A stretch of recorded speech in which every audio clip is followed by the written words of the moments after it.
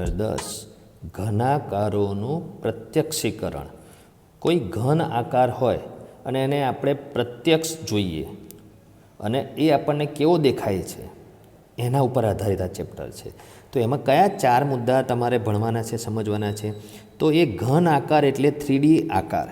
તો દરેક 3D આકારની અંદર 2D આકારો હોય, એટલે 2D એટલે દ્વિપરિમાણ, 3D એટલે ત્રિપરિમાણીય આકારોની તમને પહેલાં તો ઓળખ આપીશ અને એ ઓળખ યાદ રાખવાની છે। પછી ઘનાકારોને ઉપરથી જુઓ, ટોપ વ્યૂ, આગળથી જુઓ, ફ્રન્ટ વ્યૂ, અને બાજુમાંથી જુઓ એટલે સાઈડ વ્યૂ। તો કોઈ પણ ઘન આકારવાળા પદાર્થને ઉપરથી કે આગળથી કે બાજુમાંથી જોઈએ તો એ ઘન આકાર તમને કે રીતે દેખાય, કેવો દેખાય, કેવા આકારનો દેખાય તે સમજવાનું છે। પછી આપણે આપણી આજુબાજુની જે જગ્યા હોય છે એને આપણે નકશા સ્વરૂપે આપણે બતાવી શકીએ। હવે આ નકશા સ્વરૂપે આલેખન કરવાનું પરીક્ષામાં નથી પૂછાતું, પણ નકશા સ્વરૂપે આલેખન કરવું હોય તો કેવી રીતે થાય, બરાબર? કઈ બાબતોનું ધ્યાન રાખવાનું? તો નકશા અને ચિત્ર વચ્ચેનો ફરક સમજવાનો છે। કોઈ પણ ચિત્ર હોય અને નકશો હોય એ બંને વચ્ચેનો શું ફરક છે એ તમારે સમજવાનું છે આ મુદ્દામાં। પછી સૌથી છેલ્લો મુદ્દો છે બહુફલક કોને કહેવાય અને એના જુદા જુદા પ્રકારો વિશે સમજવાનું છે, બરાબર? તો હવે 10મું ચેપ્ટર તમે જુઓ। વિદ્યાર્થી મિત્રો, હવે 2D અને 3D આકારોની ઓળખની વાત કરી છે, બરાબર? પહેલો મુદ્દો તો 3Dથી આપણે 2D ઉપર જઈશું। 3D એટલે ત્રિપરિમાણીય ઘન પદાર્થ। કોઈપણ ઘન પદાર્થ હોય આ દુનિયામાં, કોઈપણ ઘન પદાર્થ હોય એને 3D આકારનો પદાર્થ કહેવાય। પણ કેટલાક ઘન પદાર્થ અનિયમિત આકારના હોય છે, બરાબર? એ આકારનું આપણે નામ નથી પાડી શકતા, પણ જે આકારનું જે નામ પાડેલું છે એવા કેટલાક આકારો અહીંયા આપેલા છે। તો એમાંનો આ પહેલો આકાર નળાકાર છે, આ સમઘન છે, આ લંબઘન છે, આ શંકુ છે, આ બે આકાર શંકુ છે। શંકુને ઇંગ્લિશમાં કોન કહેવાય, બરાબર? પછી નળાકારને સિલિન્ડર કહેવાય, સમઘનને ક્યુબ કહેવાય, લંબઘનને ક્યુબોઇડ કહેવાય। એટલે એ રીતે એ ઇંગ્લિશ વર્ડ બી તમે યાદ રાખવાનો છે। પછી ગોળો, તો દડો છે, લાડવો છે, એ ગોળો એ ઘન પદાર્થ છે, પૃથ્વીનો ગોળો। પછી એ ગોળાને અડધેથી કાપો તો અર્ધગોળો બને, તો અર્ધગોળો, ગોળો એ પણ 3D આકાર છે। હવે તમે કોઈ પણ 3D આકાર હોય એ 3D આકારમાં એક કરતાં વધારે અથવા કેટલાકમાં એક જ સપાટી હોય, તો ગોળાને ખાલી એક જ સપાટી હોય છે અને પૂરેપૂરી એને વક્ર સપાટી કહેવાય। સપાટી 3 પ્રકારની હોય છે, વક્ર સપાટી, સમતલ સપાટી અને અનિયમિત સપાટી। અનિયમિત સપાટીમાં કેવી હોય કે કેટલીક સપાટી સમતલ હોય, પછી કેટલીક વક્ર હોય, એટલે એક જ આકારમાં, એક જ 2D આકારમાં। તો એવી અનિયમિત આકારની સપાટી વિશે કે અનિયમિત આકાર વિશે આપણે અહીંયા નથી ભણવાનું। તો આ જે નળાકાર છે એમાં ઉપરની બાજુ વર્તુળ હોય છે, તો એ વર્તુળ એ 2D આકાર કહેવાય। તો અહીંયા ગોળો છે અને આ વર્તુળ છે, તો વર્તુળ અને ગોળાની તમે કાગળ ઉપર આકૃતિ દોરો તો સરખી લાગે, પણ ગોળો એ 3D આકાર છે અને વર્તુળ એ 2D આકાર છે। તો 3D આકાર અને 2D આકારમાં ફરક શું? તો જે પણ 2D આકાર હોય એને બે જ પરિમાણ હોય, એક લંબાઈ હોય અને એક પહોળાઈ હોય, એમાં ઊંચાઈ ના હોય। એ આકાર ઉપસેલો ના હોય। જમીન ઉપર હોય તો જમીન ઉપર ને જમીન ઉપર રહેશે, જે ઉપસે ને દડો મૂકીએ જમીન ઉપર તો જમીનમાં લંબાઈમાં બી આવે, પહોળાઈમાં પણ આવે અને ઊંચાઈ પણ ધરાવે। તો એ દડો એ ગોળો કહેવાય, એ 3D આકાર ધરાવે છે, બરાબર? પછી ત્રિકોણ છે, ચોરસ છે, એટલે કોઈ ચતુષ્કોણ હોય, ચતુષ્કોણના પ્રકાર હોય, તમે ભણી ગયા। ચતુષ્કોણના પ્રકારમાં સમલંબ ચતુષ્કોણ, સમાંતર બાજુ ચતુષ્કોણ, પતંગાકાર ચતુષ્કોણ, પછી સમાંતર બાજુ ચતુષ્કોણમાં બી પ્રકાર છે, સમબાજુ ચતુષ્કોણ, લંબચોરસ, ચોરસ, તે બધા 2D આકારો છે। પછી ચતુષ્કોણથી એ મોટો હોય, પંચકોણ, ષષ્ઠકોણ, સપ્તકોણ, અષ્ટકોણ, એ બધા 2D આકારો છે। એ 2D એટલે 2 એટલે દ્વિ, ડી એટલે ડાયમેન્શન એટલે પરિમાણ, 2 પરિમાણ ધરાવે, લંબાઈ અને પહોળાઈ જ ફક્ત, બરાબર? ઊંચાઈ ના ધરાવે। અને 3D એટલે 3 ડાયમેન્શન, 3 પરિમાણ ધરાવે, લંબાઈ ધરાવે, પહોળાઈ બી ધરાવે, એટલે લંબાઈ બી ધરાવે, પહોળાઈ બી ધરાવે અને ઊંચાઈ પણ ધરાવે, બરાબર? તો એ 2D અને 3D આકારોને તમે સમજ્યા હશો. હવે કોઈ પણ 3D આકાર હોય તો એની અંદર 2D સપાટીઓ હોય જ, અને કોઈ પણ 2D આકાર હોય તો એની અંદર ધારો કે આ ચોરસ છે તો આ લંબાઈ છે, એક રેખાખંડ છે, તો એક રેખાખંડ એ 1D કહેવાય, એક પરિમાણ કહેવાય, એમાં એક જ વસ્તુઓ હોય. પછી વર્તુળ હોય તો વર્તુળનો થોડોક ભાગ લો તો એને ચાપ કહેવાય, આટલો ભાગ. તો વર્તુળનો જે ચાપ છે કે આખું વર્તુળની પૂરેપૂરો ચાપ વર્તુળાકાર ચાપ છે તો એ 2D આકાર કહેવાય. એટલે એકલો લઘુચાપ, ગુરુચાપ, અર્ધવર્તુળાકાર ચાપ, પૂરેપૂરો વર્તુળાકાર ચાપ. તો ખાલી આ લીટીવાળો ભાગ છે એ 1D કહેવાય. પણ લીટીવાળો ભાગ જો બંધ કરી દઈએ તો એ 2D આકાર બને. લીટીવાળા ભાગો ભેગા કરી દઈએ, બંધ કરીએ તો ચોરસ કે લંબચોરસ બને, એ 2D આકાર બને. બરાબર. તો 1Dમાંથી 2D આકાર બને, એક પરિમાણમાંથી દ્વિપરિમાણ બને, એક પરિમાણ વધારે ભેગા કરીને તમે 2D આકાર બની શકો, અને 2D આકારો ભેગા કરીને તમે 3D ઘન પદાર્થ જેવો આકાર બનાવી શકો. તો આ તમે સમજ્યા હોવા જોઈએ. બરાબર. વિદ્યાર્થી મિત્રો, આ દુનિયામાં તમે કેટલાક પદાર્થો જોયા હોય છે અને એમાં કયા 2D અને 3D આકારો દેખાય છે તે જુઓ. તો જો તંબુ બાંધેલો હોય છે તો એ તંબુમાં નળાકાર અને ઉપર શંકુ હોય છે. તો આટલો ભાગ હોય છે એ નળાકાર હોય છે. બરાબર. અને ઉપરનો આકાર એ શંકુ હોય છે. એટલે નળાકાર અને શંકુ બે આકાર ભેગા થઈને તંબુ બને. એટલે તંબુમાં બે આકારો જોવા મળે, બંને આકાર 3D કહેવાય. નળાકાર એ 3D આકાર કહેવાય, શંકુ બી 3D આકાર કહેવાય. બરાબર. હવે ડબ્બો હોય છે, ડબ્બો એટલે ઉપરથી ઢાંકણું ના હોય તો એને પોલો નળાકાર કહેવાય. બરાબર. તો એ અહીંયા બતાડેલો છે નળાકાર. બરાબર. એટલે એ પોલા નળાકારની અંદર બે નળાકાર હોય છે, એક મોટો નળાકાર, બરાબર, અને અંદર જે પોલાણવાળો ભાગ હોય નાનો નળાકાર. બરાબર. પણ બે નળાકારના રીતે મૂકવાના નથી, અહીંયા વચ્ચે નક્કર છે. પછી આઈસ્ક્રીમનો કોન, તો કોન ઇંગ્લિશ શબ્દ છે. તો આઈસ્ક્રીમનો કોનમાં આઈસ્ક્રીમ ભરેલો હોય તો આઈસ્ક્રીમ ભરેલો ના હોય તો એકલો શંકુ કહેવાય. પણ આઈસ્ક્રીમ ભરેલો હોય તો અહીંયા ઉપર અર્ધગોળો હોય છે. તો ગોળો એટલે અર્ધગોલક. બરાબર. આ રીતે ઉપર આઈસ્ક્રીમનો આટલો ભાગ હોય એ અર્ધગોલક હોય છે, અને એકલો કોન હોય છે એ શંકુ હોય છે. એટલે શંકુ બી 3D, અર્ધગોલક બી 3D, એટલે બે 3D આકારો થયા. પછી કટોરો હોય તો કટોરો એ પોલો અર્ધગોલક કહેવાય, કેમ કે અહીંયા પોલાણ હોય છે. આ બરાબર અર્ધગોળો છે, તો અર્ધગોળો બી 3D આકાર છે. પછી જે મિનારો હોય છે તો એ મિનારો જે આકાર છે તો અહીંથી આટલું જો સળંગ હોય તો એ નળાકાર કહેવાય. અને પછી ઉપર આ રીતે ઘુમ્મટ હોય છે, તો ઘુમ્મટ આ રીતે હોય છે, અને તો અર્ધગોલક.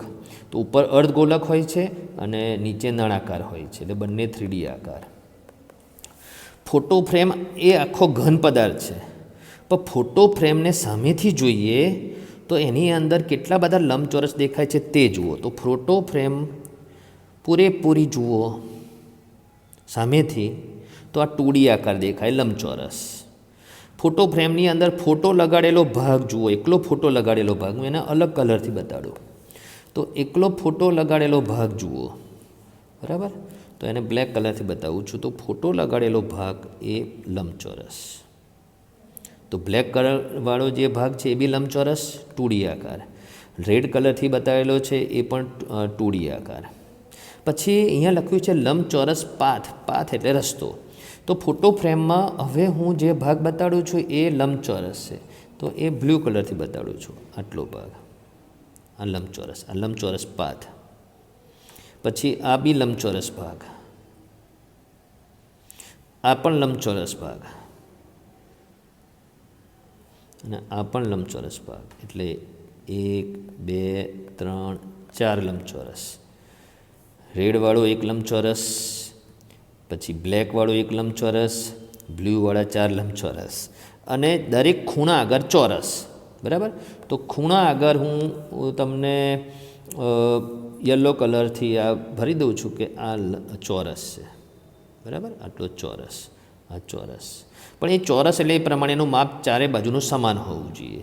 તો અહીંયા બધા 2D આકારો જ દેખાય છે. આખી ફોટો ફ્રેમ 3D છે, પણ ફોટો ફ્રેમની સામેથી જોવાથી જે દેખાય છે 2D આકારો જોવા મળે છે, કેમ કે આજે આપણે દુનિયામાં ઘણા બધા પદાર્થોને જોઈએ છે, તો એ સામેથી જોઈએ છે, ઉપરથી જોઈએ છે, બાજુમાંથી જોઈએ છે, તો એના જે આકારો દેખાય છે આપણને ખબર હોવી જોઈએ કે આકારનું નામ ખબર હોવી જોઈએ, એ આકાર 2D છે કે 3D છે એ ખબર હોવી જોઈએ.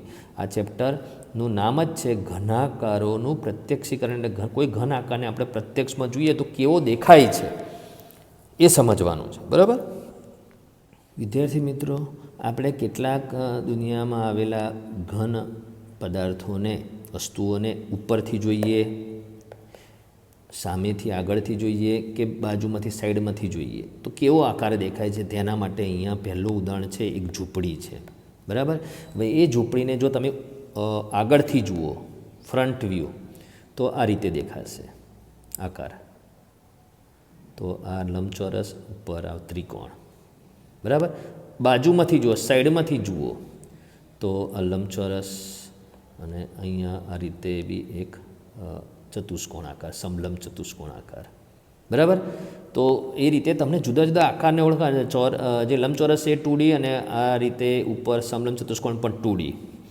તો કોઈ ઘન પદાર્થને તમે સામેથી જુઓ તો આખો ઘન પદાર્થ નથી દેખાતો, એની કોઈક સપાટી, એક અથવા એકથી વધારે સપાટીઓ દેખાય છે. તો એ સપાટી કેવા આકારની દેખાય છે તે હવે એ નિયમિત આકાર હોય જેનું નામ આપણે પાડેલું હોય, વર્તુળ, ચોરસ, લંબચોરસ, ત્રિકોણ, સમલંબ ચતુષ્કોણ, સમાંતર ચતુષ્કોણ, પંચકોણ, ષષ્ઠકોણ, તો એ તમે નામ આપી શકો. હવે જો એને ઉપરથી જોઈએ તો ઉપરથી જોઈએ તો બે ચતુષ્કોણ દેખાય છે, બે ચતુષ્કોણ એકબીજાને જોડેલા, ઉપરથી જુઓ તો ઉપરથી. બરાબર. તો આ ચેપ્ટરનો એક ભાગ એવો પણ છે કે કોઈ ઘન આકારને ઉપરથી જુઓ એટલે ટોપ વ્યૂ, આગળથી જુઓ એટલે ફ્રન્ટ વ્યૂ, બાજુમાંથી જુઓ એટલે સાઈડ વ્યૂ, તો કેવા આકારનો દેખાય છે તે. હવે પ્યાલો હોય તો પ્યાલાને બાજુમાંથી જુઓ કે સામેથી જુઓ તો આવો જ આકાર દેખાય, પણ પ્યાલાને ઉપરથી જુઓ તો બે વર્તુળ દેખાય. તો પ્યાલામાં બે વર્તુળ કેમ દેખાશે એ ખબર છે તમને? બે વર્તુળ કેમ દેખાય છે? હવે જે પ્યાલો છે પૂરેપૂરો પરફેક્ટ નળાકાર હોય તો તમને એક જ વર્તુળ દેખાય, પણ નીચેથી સાંકડો છે તો નીચેનું બી વર્તુળ દેખાશે. બરાબર. અને ઉપરનું ધારનું વર્તુળ દેખાશે, એટલે આવો આકાર દેખાય.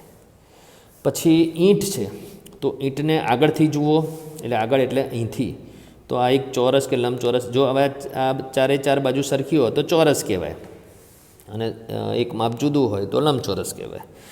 બાજુમાંથી જુઓ અહીંથી તો લંબચોરસ, ઉપરથી જુઓ તો બે બે લંબચોરસ. બરાબર. કેમ? કેમ કે એવી ખાંચ પડેલી હોય છે એટલે આવો આકાર દેખાય છે. બરાબર. તો આ તમે શું સમજ્યા કે કોઈ બી વસ્તુ હોય એટલે ઘન વસ્તુ હોય, ઘન પદાર્થ હોય, એને જુદી જુદી જગ્યાએથી જુઓ તો જુદો જુદો આકાર દેખાય છે તે સમજવાનું છે. બરાબર. હવે એ જ વસ્તુ અહીંયા છે કે આ રીતે 1, 2 અને 3 સમઘન ગોઠવેલા છે, તો એને આગળથી જુઓ તો કેટલા સમઘનમાં ચોરસ દેખાય? ચોરસ કેટલા દેખાશે? ક્યાંથી જુઓ? આગળથી જુઓ તો અથવા અહીંયા જુઓ કે આ આકાર ક્યારે દેખાય? તમે ક્યાંથી જુઓ તો આવા બે જ ચોરસ દેખાય. તો આગળથી જુઓ તો બે ચોરસ દેખાય, કે ઉપરથી જુઓ તો બે ચોરસ દેખાય, કે બાજુમાંથી જુઓ તો બે ચોરસ દેખાય. અને બે ચોરસ પણ આ રીતે. તો આ બાજુમાંથી જુઓ તો બે ચોરસ ઊભા દેખાય. જો તમે આગળથી જુઓ તો 3 ચોરસ દેખાય, તો આગળથી જુઓ તો 3 ચોરસ દેખાય. અને જો તમે ઉપરથી જુઓ તો આ રીતે બે ચોરસ દેખાશે. ઉપરથી જુઓ તો આ ચોરસ, અને અહીંયા આ બાજુનો ચોરસ, એ આ ચોરસ દેખાય. બરાબર. તો એ રીતે આ ભાગ છે કે આ જે છે આકાર, તો એમાં આ આકાર ક્યારે બને? ઉપરથી જુઓ, ઉપરથી દેખાય. લખ્યું છે, જો અહીંયા લખ્યું છે બાજુમાંથી દેખાય, આગળથી દેખાય, ઉપરથી દેખાય. બરાબર. તો અહીંયા તમારે જોઈને સમજવાનું છે કે આગળથી જુઓ, આગળથી, તો આગળ એટલે અહીંયા લખેલું છે, તો આ બે જ ચોરસ દેખાશે. આ એક ચોરસ અને આ બીજો ચોરસ, આ બે જ દેખાશે, એટલે બે. બાજુમાંથી જુઓ તો બાજુમાંથી જુઓ તો આ એક ચોરસ દેખાય, આ બીજો ચોરસ દેખાય, અને આ ત્રીજો ચોરસ દેખાય. નોટમાં, ચોપડીમાં દોરેલું છે ને તમારે જોવાનું છે. રિયાલિટીમાં જોવા માટે તમારે એવા પ્રયત્નો કરવા પડે, એવી વસ્તુ ગોઠવવી પડે આ રીતે, અને પછી તમારે જોવું પડે. તો તમારી પાસે આવા સમઘન ટુકડા હોય તો તમે આને આ રીતે ગોઠવી અને પછી જુઓ તો પ્રેક્ટિકલ નોલેજ મળશે તમને. બરાબર. વિદ્યાર્થી મિત્રો, અત્યાર સુધી મેં તમને જે સમજાવ્યું એના ઉપર આધારિત સ્વાધ્યાય 10.1. બરાબર. તો એક બોટલ છે, તો આ બોટલ એ વસ્તુ છે, તો એને બાજુમાંથી દેખો તો કેવો દેખાવ જોવા મળે, તો આ ટાઈપનો, અને ઉપરથી જુઓ તો કેવો દેખાવ જોવા મળે, તો આ રીતનો. તે પ્રકારે જોડકા જોડવાના છે, બરાબર. પછી વજનિયું છે, તો વજનિયાને બાજુમાંથી જુઓ, સાઈડમાંથી, તો કેવો આકાર દેખાશે, તો આવો આકાર દેખાશે સાઈડમાંથી જુઓ તો. અને ઉપરથી જુઓ તો કેવો આકાર દેખાશે, એ વજનિયાને ઉપરથી જુઓ તો કેવો આકાર દેખાશે, આ આકાર દેખાશે. તો એ રીતે તમારે જોડકા જોડવાના છે. પછી થર્મોસ છે, તો થર્મસને બાજુમાંથી જુઓ તો કેવો આકાર દેખાશે, તો આવો આકાર દેખાશે. અને એ જ થર્મોસને તમે ઉપરથી જુઓ તો કેવો આકાર દેખાશે, તો આ આકાર દેખાશે. પછી કપ-રકાબી છે, તો કપ-રકાબીને બાજુમાંથી જુઓ તો કેવો આકાર દેખાશે, તો બાજુમાંથી જુઓ તો આ આકાર દેખાશે. અને એ જ કપ-રકાબીને તમે ઉપરથી જુઓ તો આ આકાર દેખાશે. એ અહીંયા જે ખાંચો પકડવાનો ભાગ છે કપનો, આ રીતનો, એને લીધે. નહીં તો તમને આ બે આકાર સરખા જેવા દેખાય છે, પણ ના, 3 વર્તુળો કેમ દેખાય છે, તો આ રકાબીનો વર્તુળ, પછી આ કપના ઉપરનું વર્તુળ, પછી કપ એ પૂરેપૂરો નળાકાર નથી, તો નીચેના ખાંચાનો, કપમાં ચા નથી ભરેલી તો ના દેખાય. તો એ રીતે તમારે બાજુમાંથી દેખો સાઈડ વ્યૂ, ઉપરથી જુઓ તો ટોપ વ્યૂ, આગળથી જોવાની અહીંયા વાત નથી કરી, કેમ કે બાજુમાંથી ને આગળથી સેમ દેખાતું હોય એટલા માટે, બરાબર. પછી ડબ્બો છે, તો ડબ્બાને તમે બાજુમાંથી જુઓ તો આ આકાર દેખાય, અને ડબ્બાને પછી ઉપરથી જુઓ તો આ આકાર દેખાય છે. ડબ્બો કેવો છે જોઈ લો. તો તમે આ ચેપ્ટરમાં અત્યાર સુધી જે ભણ્યા એ શું કહેવા માગે છે, ચેપ્ટરનું નામ છે તે, કે કોઈ પણ ઘન આકારો છે એને પ્રત્યક્ષ, હવે આ તો અત્યારે નોટની અંદર, ચોપડીની અંદર દોરેલું છે ને આપણે જોઈએ છે, નામ ઓળખીએ છીએ, પણ ખરેખરમાં રિયાલિટીમાં જોઈને આ ચેપ્ટર ભણવાનું છે. તો તમારા ઘરમાં કોઈ વસ્તુ હોય ને એ રીતે 3 રીતે જુઓ તો જુદા જુદા કયા આકારો દેખાય છે તે તમારે સમજવાના છે, બરાબર. સ્વાધ્યાય 10.1નો બીજો દાખલોમાં શું છે કે કબાટ આપેલું છે, બરાબર. તો કબાટને કઈ જગ્યાએથી જુઓ તો આવો આકાર દેખાય, તો આગળથી. તો આગળથી જુઓ તો એટલે અહીંયા આગળ લખવાનું. આવો આકાર ક્યારે દેખાય, ઉપરથી જુઓ ત્યારે કે બાજુમાંથી જુઓ ત્યારે, તો બાજુમાંથી જુઓ ત્યારે. અને આવો આકાર ક્યારે દેખાય, ઉપરથી જુઓ ત્યારે. એવું તમારે આમાં ઓળખવાનું છે જાતે. હું કંઈ નથી દેતો. સ્વાધ્યાય 10.1 માચીસ છે, ટેલિવિઝન છે, મોટર ગાડી છે, તો મોટર ગાડીને ક્યાંથી જોઈએ તો આવો આકાર દેખાય, બરાબર. એ તો ઓળખી શકાય એવું, સમજી શકાય એવું છે. સહેલું છે આ ચેપ્ટર, આમ તો સહેલું જ છે, પણ આ ચેપ્ટર કેમ રાખ્યું છે કે આના પછીનું ચેપ્ટરનું નામ છે 11મું ચેપ્ટર માપન. શેનું માપન? પરિમિતિ, ક્ષેત્રફળ, પૃષ્ઠફળ અને ઘનફળનું માપન. તો ઘનફળ કોનું મળે? ઘન પદાર્થોનું. તો ઘન પદાર્થના આકારોને ઓળખતા આવડવું જોઈએ, તો તમને એને ખબર પડે કે આ નળાકાર છે કે લંબઘન છે કે સમઘન છે. અને કોઈ બી ઘન પદાર્થ હોય એની જુદી જુદી સપાટીઓ 2D હોય, તો એ 2D આકાર કેવો છે? વર્તુળ છે કે ચોરસ છે કે ત્રિકોણ છે કે પંચકોણ છે? અને એ દરેક 2D આકારમાં જે લાઈન હોય, રેખાખંડ હોય, લંબાઈ, પહોળાઈ, ઊંચાઈ, ત્રિજ્યા, વ્યાસ, બરાબર, પછી પરિઘ, એ બધા 1D કહેવાય. તો એ આ ચેપ્ટર બરાબર સમજેલા હશો તો એમાં તમને ઓળખવામાં વાંધો નહીં આવે, એટલે એ ચેપ્ટર સરળતાથી સમજી શકશો. એટલે 10મું ચેપ્ટર એ 11મા ચેપ્ટરનો પાયો છે, બરાબર, સમજવા માટે. વિદ્યાર્થી મિત્રો, સ્વાધ્યાય 10.1માં જે ત્રીજો દાખલો શું કહે છે કે આ રીતે સમઘનો ગોઠવેલા છે, 1, 2 અને 3 સમઘન ગોઠવેલા છે.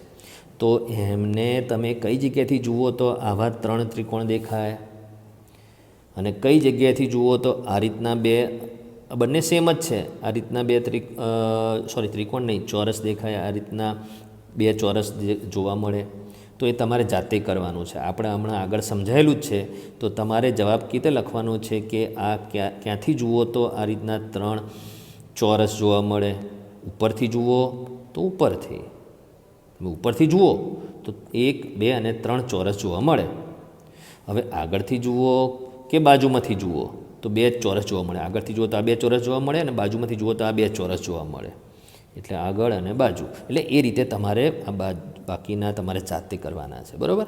તો તમારે આ દાખલાઓ, મતલબ કે અહીંયા જે આ છે એ અહીંયાથી જોઈને કહી શકો, અથવા સાચું ક્લાસ સમઘન આ રીતે ગોઠવીને તમે નક્કી કરી શકો, બરાબર. સ્વાધ્યાય 10.1નો ચોથો દાખલો શું કહે છે કે અહીંયા તંબુ છે, સૈનિકનો તંબુ, લોખંડની નટ, પાસો, બરાબર, આવા 3 સમઘન ગોઠવેલા છે, પછી છોલ્યા વગરની પેન્સિલ છે અને ટેબલ છે. તો એને આગળથી જુઓ તો કેવો આકાર દેખાય તે તમારે દોરવાનો છે નોટબુકની અંદર. પછી બાજુમાંથી જુઓ તો કેવો આકાર દેખાય એ તમારે આકાર લખવાનો નથી, દોરવાનો છે. અને ટોપ વ્યૂ, ઉપરનું દૃશ્ય, તો ઉપરથી જુઓ તંબુને તો શું દેખાય, તો તંબુને ઉપરથી જોવાથી કેવો આકાર દેખાય એ આપણે હમણાં આગળ આવી ગયેલો છે, એટલે તમારે દોરવાનું છે, બરાબર. તો આ જાતે કરવાનું છે તમારે. વિદ્યાર્થી મિત્રો, હવે નવો મુદ્દો છે આપણી આસપાસની જગ્યાનું નકશા સ્વરૂપે આલેખન. તો કોઈ પણ જગ્યા હોય તો એને નકશા સ્વરૂપે આપણે કેવી રીતે બતાવાય, બરાબર. તો એ સમજતા પહેલાં આપણે ચિત્ર અને નકશા વચ્ચેનો ડિફરન્સ શું છે તે સમજાવીશું. તો અહીંયા જે તમે જુઓ છો એમાં આ ડાબી બાજુ જે છે એ ચિત્ર છે અને આ એનો નકશો છે. હવે ચિત્રમાં નકશામાં ફરક એ છે કે જો આ ડાબી બાજુ જે દોરેલું ચિત્ર છે એ કોઈ વ્યક્તિ આ જગ્યાએ ઊભા રહીને દોરેલું છે. જો કોઈ વ્યક્તિ આ જગ્યાએ ઊભા રહીને ચિત્ર દોરે તો એમાં આ ભાગ ના દેખી શકાય, એટલે એ ભાગ ચિત્રમાં ના આવે. જો કોઈ વ્યક્તિ આ સાઈડ ઊભા રહીને ચિત્ર દોરે તો ઝાડનો જે ભાગ ના દેખાય એટલો ચિત્રમાં ના આવે. તો કહેવાનો મતલબ જ્યારે ચિત્ર દોરીએ છીએ ત્યારે આપણે કોઈ વસ્તુને જોઈને દોરીએ છીએ, બરાબર. વસ્તુને જોઈને ચિત્ર દોરવાનું, ચિત્ર જોઈને ચિત્ર નથી દોરવાનું. ત્યારે વ્યક્તિ ક્યાં ઊભો છે એને આધારે ચિત્ર દોરશે. તો ચિત્રમાં દૃષ્ટિકોણનું મહત્ત્વ છે, એટલે ચિત્ર દોરવા માટે દૃષ્ટિકોણ ખૂબ જ અગત્યનો છે કે વ્યક્તિ ક્યાં ઊભો છે ને એની એ રીતે જુએ છે, એ પ્રમાણે ચિત્ર બને. એટલે એક જ વસ્તુનું ચિત્ર અલગ અલગ જગ્યાએ ઊભા રહેવાથી અલગ અલગ આવે, પરંતુ નકશા માટે દૃષ્ટિકોણનું મહત્ત્વ નથી. તો બાજુમાં જે દોરેલો છે એ નકશો છે, અહીંયા જે છે એનો જ, બરાબર. અને નકશો મોટા ભાગે ટોપ વ્યૂનો હોય છે, ઉપરથી જોઈને બનાવેલો હોય છે, બરાબર. તો નકશો તમે ઉપરથી જોઈને દોરો એટલે એમાં ઝાડ આવવાનું જ છે, અને જે મકાન છે એ મકાનના ભાગ આકારમાં આવવાના છે, કે મકાન અહીંથી અહીંયા ભાગમાં વળાંકમાં આવે છે, બરાબર. અહીંયા પ્લોટ છે, તો એ નકશામાં આવવાનું જ છે. એટલે નકશામાં દૃષ્ટિકોણનું મહત્ત્વ નથી હોતું. ઉપરથી જુઓ એટલે દરેક વ્યક્તિ ઉપરથી કોઈપણ સ્થળને સરખી રીતે જ જુએ. તો એટલે લખ્યું છે નકશા માટે દૃષ્ટિકોણનું મહત્ત્વ નથી. તો તમે ચિત્ર અને નકશા વચ્ચેનો ડિફરન્સ સમજી ગયા છો. હવે વિદ્યાર્થી મિત્રો, આ પેજ ઉપર તમે એ ભણશો કે નકશો કેવો હોવો જોઈએ. તો અહીંયા તમે જુઓ છો કે આકૃતિ 10.2 એ પણ નકશાની છે અને આકૃતિ 10.3 પણ નકશાની છે. પણ આ બે નકશામાં કયો નકશો શ્રેષ્ઠ કહેવાય એની આપણે અહીંયા સમજ મેળવવાની છે, બરાબર. તો અહીંયા જે નકશો છે એમાં મારું ઘર લખ્યું છે, પણ મારું એટલે અહીંયા રાઘવનું, કેમ કે આ જે નકશો દોર્યો છે એ 7 વર્ષના રાઘવે દોરેલો છે, બરાબર. તો એમાં એનું ઘર જોઈ લો, તળાવ છે, રસ્તો છે, બરાબર, અને એની શાળા છે, રાઘવની શાળા. તો મારી શાળા એટલે રાઘવની શાળા, અને એની બહેનની શાળા એ આ જગ્યાએ છે. એટલે આ નકશો તો છે, પણ આ નકશો એ કઈ રીતે એ શ્રેષ્ઠ નથી એની વાત કરીએ. તો પહેલાં તો આ નકશાને જોઈને પહેલા પ્રશ્નનો જવાબ વ્યવસ્થિત આપી શકીએ છીએ કે રાઘવના ઘરથી તેની શાળા કેટલી દૂર છે. તો આ રાઘવનું ઘર છે અને આ રાઘવની શાળા છે. તો રાઘવના ઘરથી રાઘવની શાળા વચ્ચે કેટલું અંતર છે એ અહીંયા ક્યાંય મીટર કિલોમીટર એવું લખેલું જ નથી કે અહીંથી આ કેટલા કિલોમીટર છે, અહીંથી આ કેટલા કિલોમીટર છે, અહીંથી આ કેટલા કિલોમીટર છે, એવું અહીંયા નથી લખ્યું.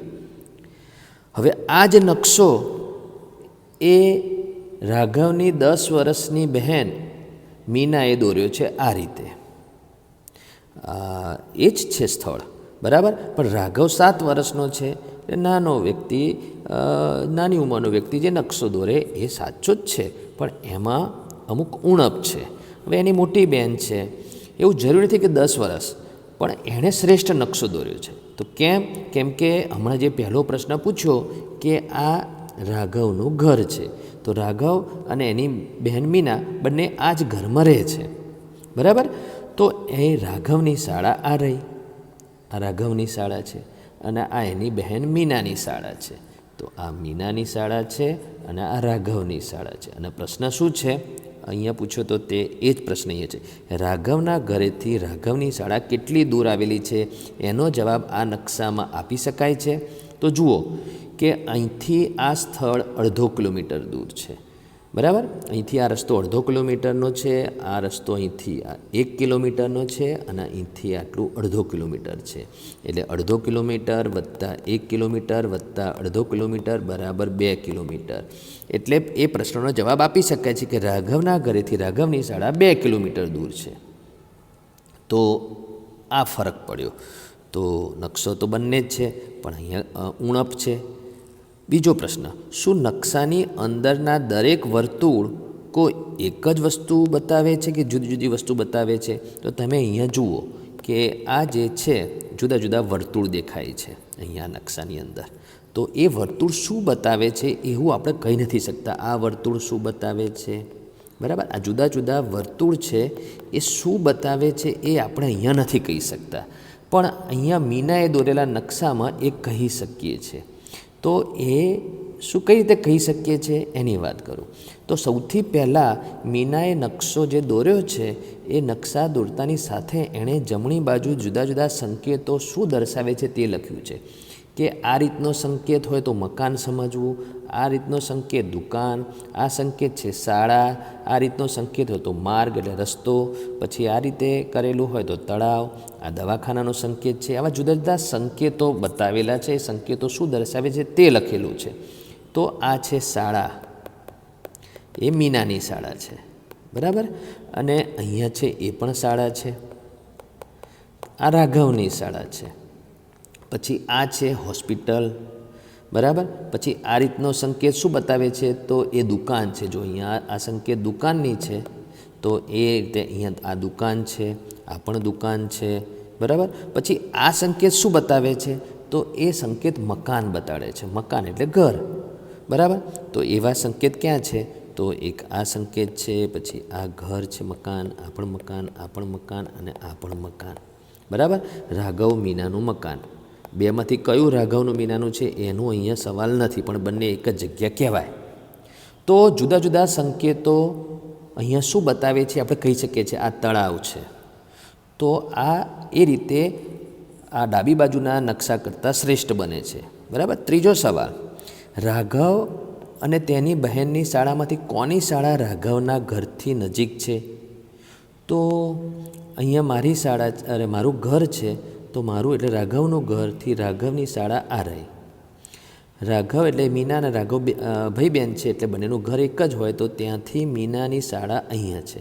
તો કોની દૂર છે એવું તો તમને લાગશે કે જો અહીંયા વધારે અંતર છે એટલે અહીંયા મીનાની શાળા વધારે દૂર હશે, પણ એ રીતે નથી કહી શકાતું કેમ કે અહીંયા અંતર લખેલું નથી, પણ અહીંયા લખેલું છે. તો રાઘવની શાળા 2 કિલોમીટર દૂર હતી, એ તો હમણાં શોધ્યું જ તે. હવે આપણે મીનાની શાળા કેટલી દૂર છે તો ઘરથી આ 1/2 કિલોમીટર, પછી આ અંતર 1 કિલોમીટર, અને આ અંતર 1/4 કિલોમીટર. એટલે 1/2 વત્તા 1 વત્તા 1/4, બરાબર, એટલે 1.5 કિલોમીટર થાય. એટલે 1.3 કિલોમીટર. તો 1.3 એ 2 કિલોમીટર કરતાં ઓછું કહેવાય. એટલે રાઘવની શાળા દૂર છે અને મીનાની શાળા એના કરતાં નજીક છે. તો એ સવાલના જવાબ આ નકશા ઉપરથી આપી શકાય છે. તો કયો શ્રેષ્ઠ નકશો એ આ પેજ ઉપર તમે એ સમજ્યા છો. નકશો દોરો છો ત્યાં નકશાની અંદર આ જે અંતર બતાવેલું હોય એ પ્રમાણ માપ લઈને બતાવવાનું હોય છે. એ હવે આના પછી સમજાવું છું, બરાબર. વિદ્યાર્થી મિત્રો, હવે નકશામાં પ્રમાણ માપ એ શું હોય છે તે તમને સમજાવું. એના માટે હવે માની લો કે તમે તમારા ઘરના એક રૂમનો નકશો દોરવા માગો છો, બરાબર. તો એ રીતે હું તમને પ્રમાણ માપ સમજાવું છું.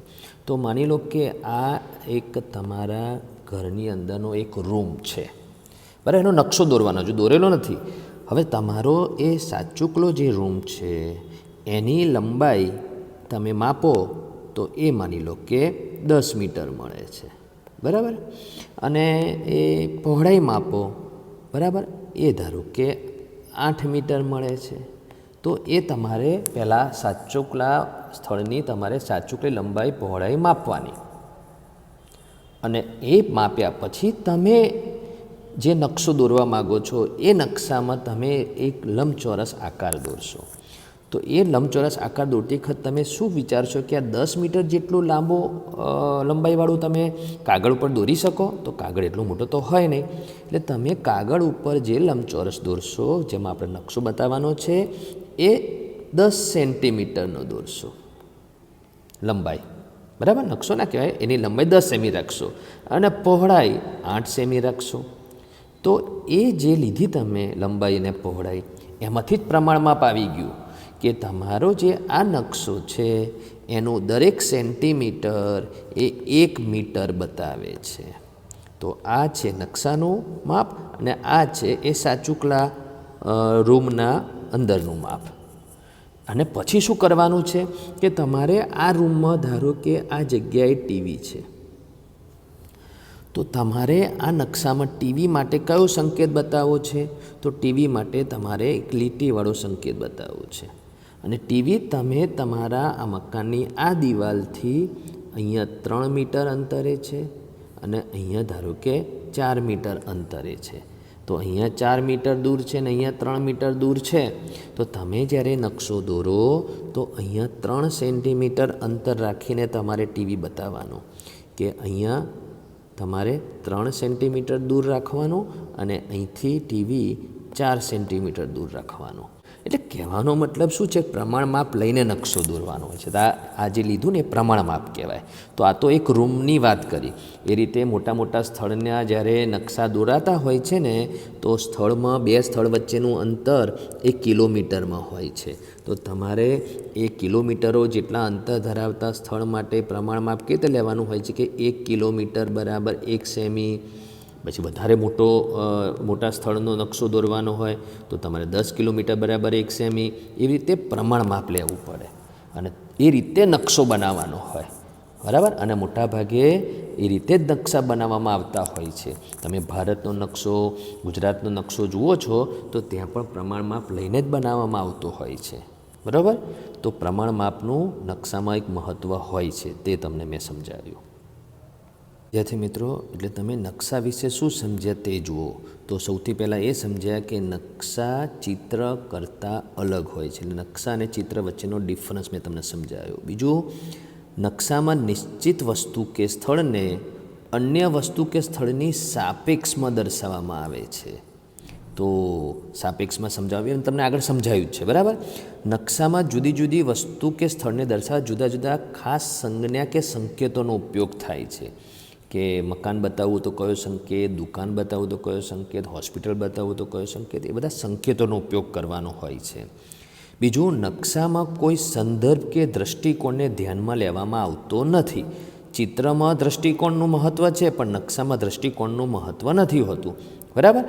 નકશો ગમે તે સાઈડથી જુઓ તો જે 2 વસ્તુ વચ્ચે જે પણ અંતર હોય એ એટલું જ રહે અને એ જ જગ્યાએ હોય, બરાબર. હવે એના પછી છેલ્લું કે કોઈપણ નકશામાં પ્રમાણમાપ એટલે કે સ્કેલ માપ લેવામાં આવતું હોય છે અને એ અચળ રહેતું હોય છે. એટલે આખા નકશાની અંદર તમે અહીંથી 1 કિલોમીટર બરાબર 1 સેમી હોય તો આ બાજુ પણ 1 કિલોમીટર બરાબર 1 સેમી જ હોય. એટલે આખા નકશામાં જે સ્કેલ માપ લીધેલું હોય એનું એ જ રહે છે, અંદર માપ બદલાતું નથી, ફરતો નથી, બરાબર. તો આ તમે ચિત્ર અને નકશા વચ્ચેનો ડિફરન્સ સમજ્યા છો. મેઇન વસ્તુ તો અહીંયા નકશા વિશે સમજવાનું છે, પણ નકશો એ ચિત્ર કરતાં કઈ રીતે અલગ પડે છે તે તમે સમજ્યા હશો.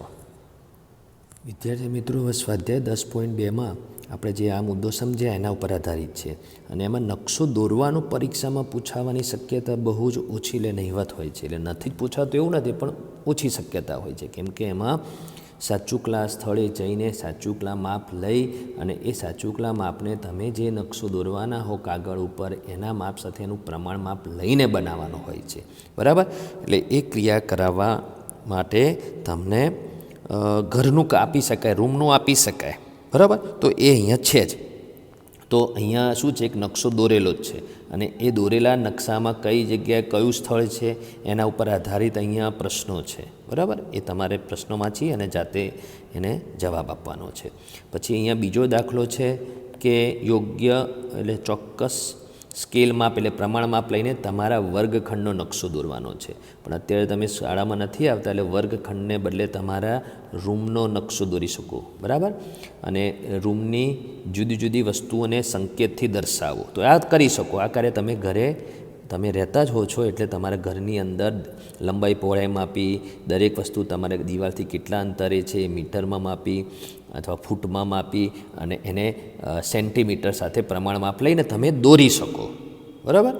એના પછી ત્રીજો છે કે ચોક્કસ પ્રમાણ માપ લઈ તમારી શાળાના મેદાનનો નકશો દોરો. તો શાળાએ નથી આવતા તો તમારી સોસાયટીના મેદાનનો નકશો દોરો, જો સોસાયટીમાં મેદાન હોય તો, બરાબર. જો સોસાયટી મેદાન ના હોય તો આ ક્રિયા નહીં કરવાની, બરાબર.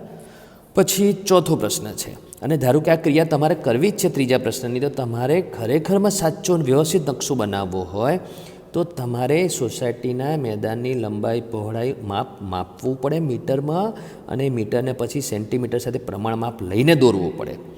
એ કાચો નકશો નથી બનાવવાનો, માપ સાથેનો પ્રમાણ માપ સાથેનો હમણાં તમને સમજાવ્યું એ પ્રમાણેનો નકશો બનાવવાનો છે.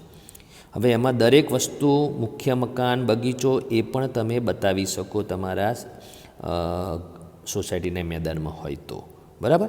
અને સ્થાયી વસ્તુ બતાવવાની. તમારા સોસાયટીના મેદાનમાં કોઈ સ્કૂટર ઊભેલું હોય તો એ સ્કૂટર તમારા નકશામાં નથી દોરવાનું, કેમ કે સ્કૂટર ત્યાંનું ત્યાં નથી રહેતું. જે સ્થાયી સ્થળ હોય એ બતાવવાના, સ્થાયી વસ્તુ હોય તે બતાવવાની. રૂમની અંદર તમે ટીવી મૂક્યું તો એ ટીવી ત્યાંનું ત્યાં જ રહેવાનું છે. પછી તમારા રૂમની અંદર તમે કોઈ ચોપડી મૂકેલી છે પણ એ ચોપડી ત્યાંની ત્યાં નથી રહેવાની, એટલે તમારે એનો નકશો દૂરથી કે ચોપડી ના આવી જોઈએ એ ધ્યાનમાં રાખવાનું છે. એ ચોથો છે તમારો મિત્ર કોઈપણ મુશ્કેલી વગર તમારા ઘરે પહોંચી શકે તે માટેની સૂચના સાથેનો રસ્તો દર્શાવતો નકશો દોરો. તો આ પણ તમે દોરી શકો. વિદ્યાર્થી મિત્રો, હવે આ ચેપ્ટરનો છેલ્લો મુદ્દો છે કે જેમાં તમને ભણવાનું આવશે બહુફલક એટલે શું અને તેના પ્રકાર. તો બહુફલક એટલે શું અને તેના પ્રકાર ભણતા પહેલાં આપણે આ 3 શબ્દોને ઓળખો: શિરોબિંદુ, ધાર અને ફલક. તો અહીંયા એક આકાર આપેલો છે, સમઘન છે, અને આ બીજો આકાર લંબઘન છે. તો એમાં શિરોબિંદુ કોને કહેવાય? તો આ જે છે ધાર છે, બરાબર. રેડ કલરથી બતાડીએ અને આ બીજી ધાર બતાડી. એ ટોટલ 12 ધાર છે, પણ આમાં હું આ 2 ધાર જ્યાં ભેગી થાય છે એ બિંદુ જે છે, બરાબર, એને હું અલગ કલર કરીને બતાડું છું. આ બિંદુ એને કહેવાય શિરોબિંદુ. તો જ્યાં બી ધાર ભેગી થાય ત્યાં એક બિંદુ બને તો એને શિરોબિંદુ કહેવાય, બરાબર. તો એવા શિરોબિંદુ અહીંયા કેટલા છે? શિરોબિંદુને ઇંગ્લિશમાં વર્ટેક્સ કહેવાય. એટલે શિરોબિંદુની સંજ્ઞા વી અને એ સંખ્યા કેટલી છે? તો ઉપર 4 શિરોબિંદુ છે અને નીચે 4 શિરોબિંદુ છે, એટલે ટોટલ 8 શિરોબિંદુ છે. પછી ધારની વાત કરીએ તો ધાર જોઈએ તો ઉપર 4 ધાર છે, નીચે બી 4 ધાર છે અને ઊભી પણ 4 ધાર છે, બરાબર. એટલે એજીસ એટલે એજ 12 છે, બરાબર. હવે રહ્યું ફલક કોને કહેવાય, મુખ કોને કહેવાય, સપાટી કોને કહેવાય? ઇંગ્લિશમાં એને ફેસ કહેવાય. તો જે પણ ચોરસ જેવા આકારો છે, લંબચોરસ, ચોરસ જેવા, અહીંયા લંબચોરસ આકાર છે, અહીંયા ચોરસ આકાર છે, એવી જે સમતલ સપાટીઓ કેટલી છે? તો એવી જે સમતલ સપાટી જે છે, એવું જરૂરી નહીં કે સમતલ સપાટી જોઈએ, વક્ર સપાટી પણ સપાટી તો કહેવાય, પણ અહીંની બધી સપાટી સમતલ સપાટી છે, એને ફેસ કહેવાય, ફલક કહેવાય. એ કેટલી છે? તો 6 છે. તો સપાટી 6 છે, બરાબર. સમઘન લંબઘનને સરખા જ વર્ટેક્સ હોય, સપાટીઓ પણ એટલી જ હોય અને ધાર પણ એટલી જ હોય, સમઘન હોય કે લંબઘન હોય. તો તમે આ 3 શબ્દો સમજ્યા હશો, બરાબર. હવે અહીંયા એક ઉખાણું છે. તો એ ઉખાણું શું કહે છે કે મારે શિરોબિંદુ નથી, બરાબર. હવે શિરોબિંદુ ના હોય એટલે એનો મતલબ ધાર પણ ના હોય, અથવા 2 રેખિક ધાર હોય એકબીજાને છેદે ત્યાં શિરોબિંદુ બને, એટલે એવી રેખાખંડવાળી ધાર નથી, બરાબર. વર્તુળાકાર ધાર હોય તો ત્યાં શિરોબિંદુ ના બને, એટલે શિરોબિંદુ નથી. આપણે એટલું યાદ રાખો. બીજું કે એનું જે મુખ ફલક છે એટલે ફલક છે એ સપાટ નથી. તો સપાટી કોને હોય? તો ત્રિકોણનો જે ફલક હોય એ સપાટ હોય, વર્તુળનું ફલક હોય એ સપાટ હોય, ચતુષ્કોણના ફલક સપાટ હોય, પંચકોણ, ષષ્ટકોણ, સપ્તકોણના ફલક સપાટ હોય.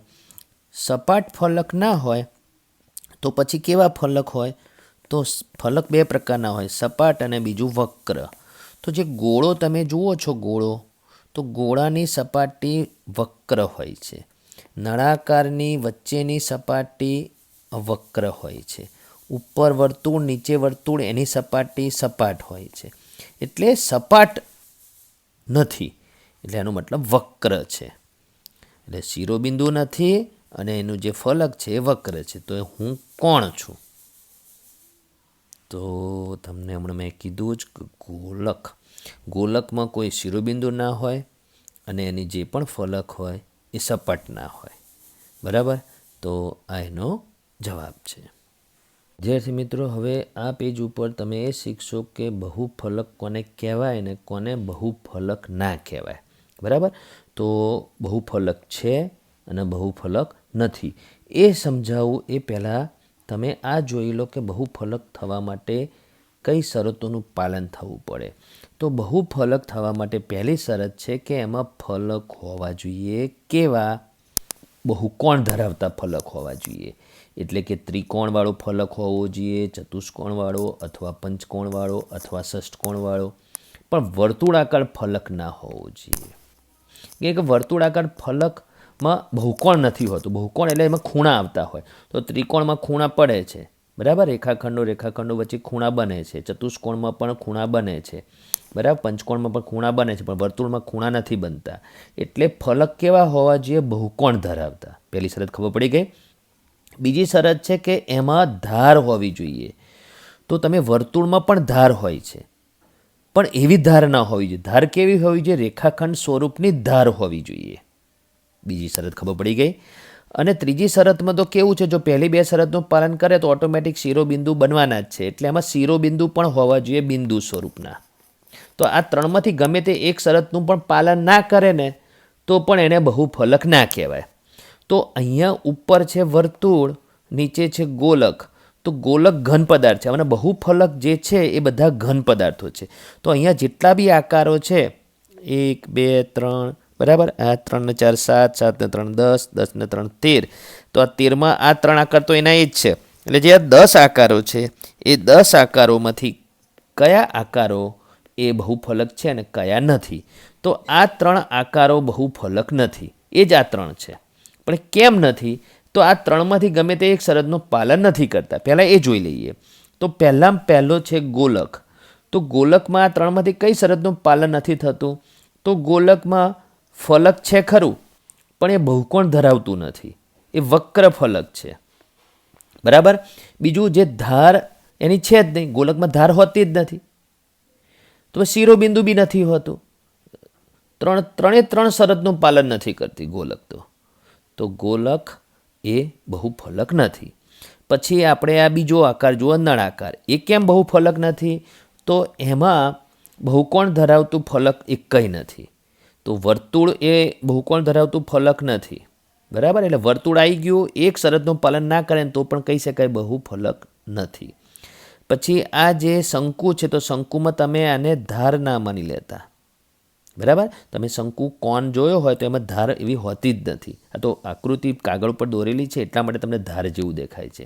અને એ ના જોવું હોય તો તમે જુઓ, નીચે વર્તુળ છે. તો વર્તુળ બી આવી ગયું એટલે બહુફલક નથી. બરાબર? એટલે ધાર નથી અને જે વર્તુળાકાર ફલક છે એટલે બહુકોણ ધરાવતું નથી ફલક. શિરોબિંદુ હોય છે, ઉપર એક શિરોબિંદુ હોય છે, પણ આ 3માંથી એક શરતનું પણ પાલન ના કરે તો બહુફલક ના કહેવાય. ઉપરના બધા આકારો, આ 3 આકારો એ બહુફલક છે. આ નીચેના જે આ 4 આકારો છે એ પણ બહુફલક છે. તો એમાંથી આપણે આની વાત કરીએ. ચલો, આ ઘન આકાર એ 3 શરતનું પાલન કરે છે કે નહીં? તો પહેલાં તો ફલક બહુકોણ ધરાવતા હોવા જોઈએ. તો જોઈ લો, આ આકૃતિમાં જેટલા બી ફલક છે, તો આ એક રેડ કલરથી બતાડ્યો છે એ ફલક ત્રિકોણાકાર છે. બરાબર? એટલે ત્રિકોણાકાર ફલક હોય તો ચાલે.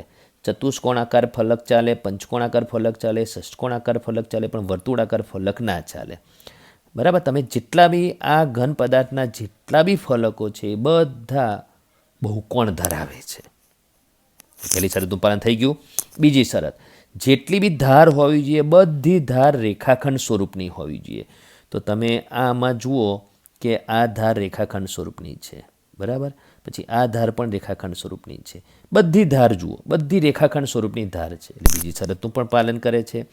ત્રીજી શરતની વાત કરીએ કે શિરોબિંદુ હોવા જોઈએ. તો શિરોબિંદુ ઘણા બધા છે. બરાબર. આ 1 2 3 4 5 6 7 8 અને 9 શિરોબિંદુ બી છે.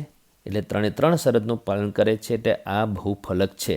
આની વાત કરીએ તો જેટલા બી ફલક હોય એમાં એકેય વર્તુળ ના હોવું જોઈએ. તો એકેય વર્તુળ નથી.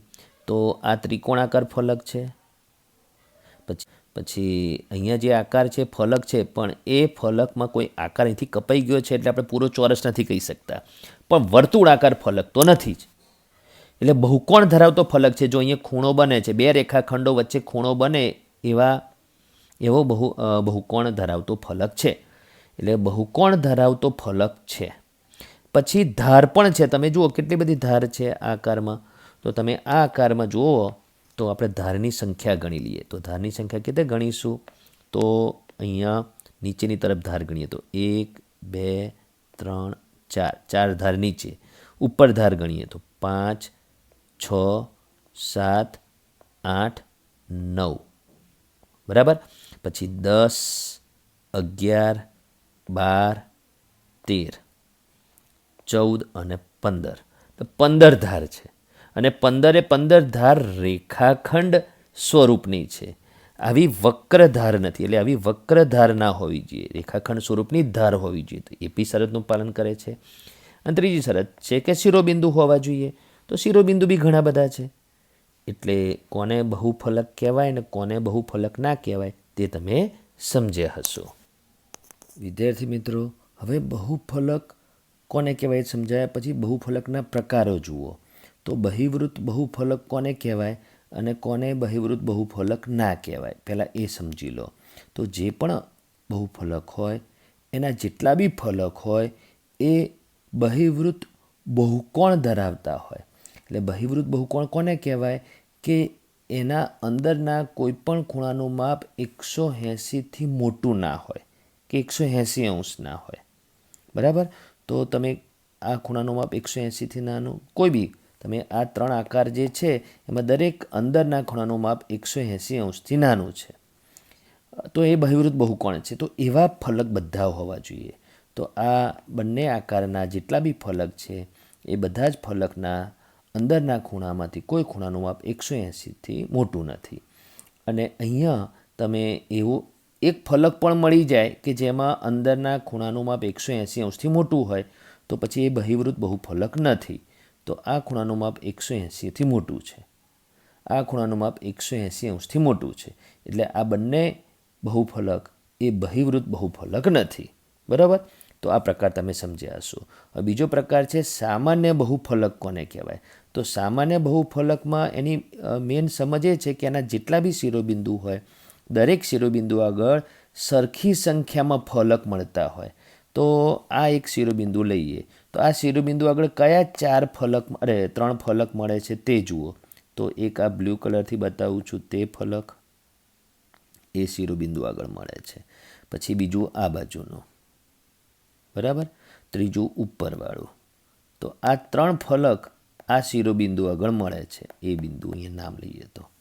બરાબર. તો એવું એકલા એની માટે નથી. બીજા કોઈ બી શિરોબિંદુની વાત કરીએ તો ત્યાં પણ 3 જ ફલક મળતા હોય. તો આ શિરોબિંદુ આગળ 3 ફલક મળે છે. તો આ શિરોબિંદુ આગળ પણ 3 ફલક મળે. તો આ નીચેવાળું, પછી આ સામેવાળું અને એક આ ડાબી બાજુ સાઈડવાળું. તો આ 3 ફલક આ શિરોબિંદુ આગળ મળે છે. તો દરેક શિરોબિંદુ આગળ સરખી સંખ્યામાં ફલક મળતા હોય તો તમારે, અને બીજું પાછું જે બી ફલક મળતા હોય દરેક ફલક એકરૂપ હોય, સરખા માપના હોય. તો આ સમઘન છે. તો સમઘનના 6 ફલક એકરૂપ હોય છે. બરાબર. અને દરેક શિરોબિંદુ સરખી સંખ્યામાં ફલક મળતા હોય દરેક શિરોબિંદુ પર, તો એને સામાન્ય બહુફલક કહેવાય. હવે અહીંયા જે આ છે ફલક બહુફલક એ સામાન્ય બહુફલક નથી. એના દરેક રેખાખંડ સરખા છે કે આ 4 સેન્ટીમીટર હોય તો આ પણ 4 સેન્ટીમીટર હોય, આ પણ 4 સેન્ટીમીટર હોય, એટલે આ સમબાજુ ત્રિકોણ છે. તો દરેક ત્રિકોણ સમબાજુ ત્રિકોણ છે, એટલે દરેક ફલક એકરૂપ છે એ તો છે, પણ કઈ શરતનું પાલન અહીંયા નથી થતું કે દરેક શિરોબિંદુ આગળ સરખી સંખ્યામાં ફલક નથી મળતા. તો એ શિરોબિંદુ આગળ 3 ફલક મળે છે. તો કયા 3 ફલક એ શિરોબિંદુ આગળ મળે છે? તો આ જે અત્યારે બતાડ્યું આ પહેલું, પછી બીજું બતાડવા માટે મારે એક કાઢી નાખવું પડશે, પછી આ બીજું, બરાબર, અને ત્રીજું બતાવવા માટે પાછળનું જે છે તે, બરાબર. તો આ 3 ફલક એ શિરોબિંદુ આગળ મળે છે. પણ બી શિરોબિંદુ આગળ કેટલા ફલક મળે છે? 4. તો બી શિરોબિંદુ આગળ 4 ફલક મળે છે. કયા? તો એક આ બતાવું છું તે, બીજું આ સાઈડમાં બતાવ્યું તે, ડાબી સાઈડ બતાડ્યું, ત્રીજું ઊભી ઉપરની સાઈડ બતાડ્યું તે. બિંદુ બી આગળ એ મળે જ છે, અને એક આ ડાબી બાજુ બતાડ્યું તે. તો બિંદુ બી આગળ 4 ફલક મળે છે, બિંદુ એ આગળ 3 જ ફલક મળે છે. દરેક શિરોબિંદુ આગળ સરખી સંખ્યામાં ફલક નથી મળતા. દરેક ફલક એકરૂપ છે, પણ દરેક શિરોબિંદુ આગળ સરખી સંખ્યામાં ફલક મળતા ન હોવાથી આ સામાન્ય બહુફલક નથી. તો સામાન્ય બહુફલક અને બહિર્વૃત્ત બહુફલક કોને કહેવાય એ તમે સમજ્યા હશો, બરાબર. એ બહુફલકના 2 પ્રકાર કહેવાય, બરાબર. વિદ્યાર્થી મિત્રો, હવે બહુફલકના 2 અગત્યના પ્રકાર, બરાબર, પ્રિઝમ અને પિરામિડ. તો પ્રિઝમ કોને કહેવાય, પિરામિડ કોને કહેવાય, તો તેની વાત કરીએ. તો પહેલાં તો પ્રિઝમની વાત કરીએ. તો જે બહુફલકનો પાયો અને મથાળું એકરૂપ બહુકોણ હોય, બરાબર, એટલે પાયો અને મથાળું, તો તળિયું અથવા પાયાને બદલે તળિયું કહીએ. તો તળિયામાં ત્રિકોણ હોય, તો ઉપર મથાળામાં પણ ત્રિકોણ હોય, અને પછી એ બંને ત્રિકોણ નાના મોટા ના હોવા જોઈએ. નીચે જે ત્રિકોણ હોય ઉપર એટલા જ માપનો ત્રિકોણ હોવો જોઈએ, અને એ બંનેની વચ્ચે જેટલા બી ફલક હોય એ સમાંતર બાજુ ચતુષ્કોણ હોવા જોઈએ. તો પછી એવા બહુફલકને પ્રિઝમ કહેવાય, બરાબર. જે બહુફલકનો પાયો અને મથાળું એકરૂપ હોય, એકરૂપ બહુકોણ હોય, એકરૂપ એકલું ને એકરૂપ બહુકોણ હોવું જોઈએ. એટલે બહુકોણ તો હોવું જોઈએ, ત્રિકોણથી બહુકોણ શરૂ થાય, એટલે વર્તુળ નીચે ના હોવું જોઈએ, અને બાકીના ફલક એ બંનેની વચ્ચેના એ સમાંતર બાજુ ચતુષ્કોણ હોય તો તેને પ્રિઝમ કહેવાય, બરાબર. આટલું ખબર પડી ગઈ. તો મથાળું અને પાયો, તો ધારો કે તળિયું હોય ચોરસ અને મથાળું હોય ચોરસ. હવે ચોરસ પણ નાના મોટા બી હોઈ શકે, પણ ના, નીચે જે ચોરસનું જે માપ હોય ઉપર એ ચોરસનું એટલું જ માપ હોવું જેની લંબાઈ પહોળાઈ, બરાબર. અને વચ્ચે પછી સમાંતર બાજુ ચતુષ્કોણ હોવું જોઈએ, તો પછી એને પ્રિઝમ કહેવાય. હવે એનું નામ શું પડાતું હોય છે? તો જે પ્રિઝમના પાયામાં એટલે તળિયામાં મથાળામાં ત્રિકોણ હોય તો પછી એનું નામકરણ થાય ત્રિકોણીય પ્રિઝમ. અને જો નીચે ચતુષ્કોણ હોય તો પછી ચતુષ્કોણીય પ્રિઝમ. પછી નીચે પંચકોણ હોય તો ઉપર બી પંચકોણ હોય, નીચે એટલે તળિયું પંચકોણ હોય તો મથાળું બી પંચકોણ હોય, અને પાછું એકરૂપ હોવું જોઈએ. તો પંચકોણીય પ્રિઝમ, ષષ્ટકોણીય પ્રિઝમ, એ બધા એના નામ છે. હવે અહીંયા મેં વાત કરી કે નીચે ચોરસ હોય એટલે તળિયું ચોરસ હોય, ઉપર ચોરસ હોય, અને જે વચ્ચે સમાંતર બાજુ ચતુષ્કોણ હોય, તો સમાંતર બાજુ ચતુષ્કોણના 3 પ્રકાર મેં તમને સમજાયા હતા: લંબચોરસ, સમબાજુ ચતુષ્કોણ અને ચોરસ, બરાબર. તો જો એ વચ્ચેનો સમબાજુ ચતુષ્કોણ જે હોય, સમાંતર બાજુ ચતુષ્કોણ, એ ધારો કે એ પણ ચોરસ હોય, તો મથાળું, તળિયું ચોરસ અને વચ્ચે પણ ચોરસ, અને બધાના માપ સરખા, તો પછી એનું અલગ નામકરણ બને સમઘન, બરાબર.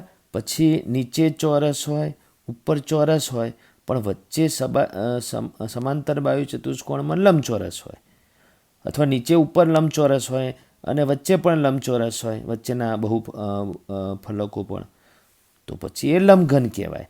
તો આ સમઘન અને લંબઘન એ સ્પેશિયલ નામ છે, એ પછી માપ કેવા હોય છે એને આધારે. તો આ પ્રિઝમના પ્રકાર છે. સમઘન લંબઘન પ્રિઝમ છે, અને ત્રિકોણીય પ્રિઝમ પણ હોય છે, પંચકોણીય પ્રિઝમ પણ હોય છે. તો સમઘન અને લંબઘન બંને ચતુષ્કોણીય પ્રિઝમ છે. તો પ્રિઝમ એટલે શું તમને સમજી ગયા હશો, બરાબર. હવે પિરામિડ એ શું, એની વ્યાખ્યા છે પિરામિડની. તો પિરામિડની વ્યાખ્યા એ છે કે પાયાની દરેક બાજુ એક બહુકોણ હોવો જોઈએ. એટલે પાયા તરીકે બહુકોણ હોવો જોઈએ, એટલે ત્રિકોણથી સ્ટાર્ટ થાય. અને પાયાની દરેક બાજુમાંથી શરૂ થતા જે ફલકો હોય એ ત્રિકોણાકારના હોવા જોઈએ. અને આ ત્રિકોણાકાર ફલકો એક જ શિરોબિંદુમાં મળવા જોઈએ ઉપરની સાઈડ, બરાબર. તો તમે અહીંયા તળિયું ધારો કે ત્રિકોણ હોય, તળિયું ધારો કે ચતુષ્કોણ હોય, બરાબર. વચ્ચે તો ત્રિકોણ જ હોવા જોઈએ. વચ્ચે એટલે મથાળામાં શિરોબિંદુ હોવું જોઈએ, એક જ શિરોબિંદુ, બરાબર. એક જ શિરોબિંદુ હોય અને નીચે ત્રિકોણ હોય. તો અહીંયા આકૃતિ દોરેલી છે. ચલો, આ છે એ જે હમણાં હાલ વાત કરી તે, કે પાયો જે છે, બરાબર, એટલે તળિયું છે એ ત્રિકોણ છે, બરાબર. અને મથાળું શિરોબિંદુ છે. તો તળિયા અને મથાળાની વચ્ચેના જે ફલકો છે એ ત્રિકોણ જ હોવા જોઈએ. ત્રિકોણ ભાઈ નાના હોય કે મોટા હોય એ નહીં જોવાનું. નીચેના જે ત્રિકોણ હોય અને વચ્ચેના ત્રિકોણોનું માપ સરખું હોય એ આખી અલગ વાત છે, પણ દરેક વખત સરખું હોવું જરૂરી નથી. તો એનું નામ ત્રિકોણીય પિરામિડ. તો પછી એનું નામકરણ થાય ત્રિકોણીય પિરામિડ. પછી જો નીચે ચતુષ્કોણ હોય, ઉપર શિરોબિંદુ હોય અને વચ્ચે તો ત્રિકોણ જ હોવા જોઈએ, તો એનું નામકરણ થાય ચતુષ્કોણીય પિરામિડ. તો અહીંયા જુઓ, નીચે ચતુષ્કોણ છે એટલે પાયો ચતુષ્કોણ છે, ઉપર શિરોબિંદુ છે, અને એ બંનેની વચ્ચેના જેટલા બી ફલકો છે બધા ત્રિકોણ જ છે. તો વચ્ચેના ફલકો ત્રિકોણ જ હોવા જોઈએ પિરામિડમાં, બરાબર. તો પિરામિડની એ વ્યાખ્યા છે. તો તમે પિરામિડ અને પ્રિઝમ વચ્ચેનો ડિફરન્સ સમજ્યા હશો, બરાબર. પિરામિડ કોને કહેવાય અને પ્રિઝમ કોને કહેવાય, બરાબર. વિદ્યાર્થી મિત્રો, હવે આ પેજ ઉપર તમને યુલરનું સૂત્ર એ શું છે તે તમને સમજાવવામાં આવશે. તો એના માટે એક પ્રવૃત્તિ કરવી પડશે. આટલું કરો. તો આ પ્રવૃત્તિમાં શું કરવાનું છે, તો જુદા જુદા ઘન એટલે બહુફલકોમાં લંબઘન, ત્રિકોણીય પ્રિઝમ અને ચોરસ પાયાવાળું પ્રિઝમ, એ ત્રણેય પ્રિઝમ છે. ત્રિકોણીય પિરામિડ અને ચોરસ પાયાવાળું પિરામિડ, એ બે પિરામિડ છે.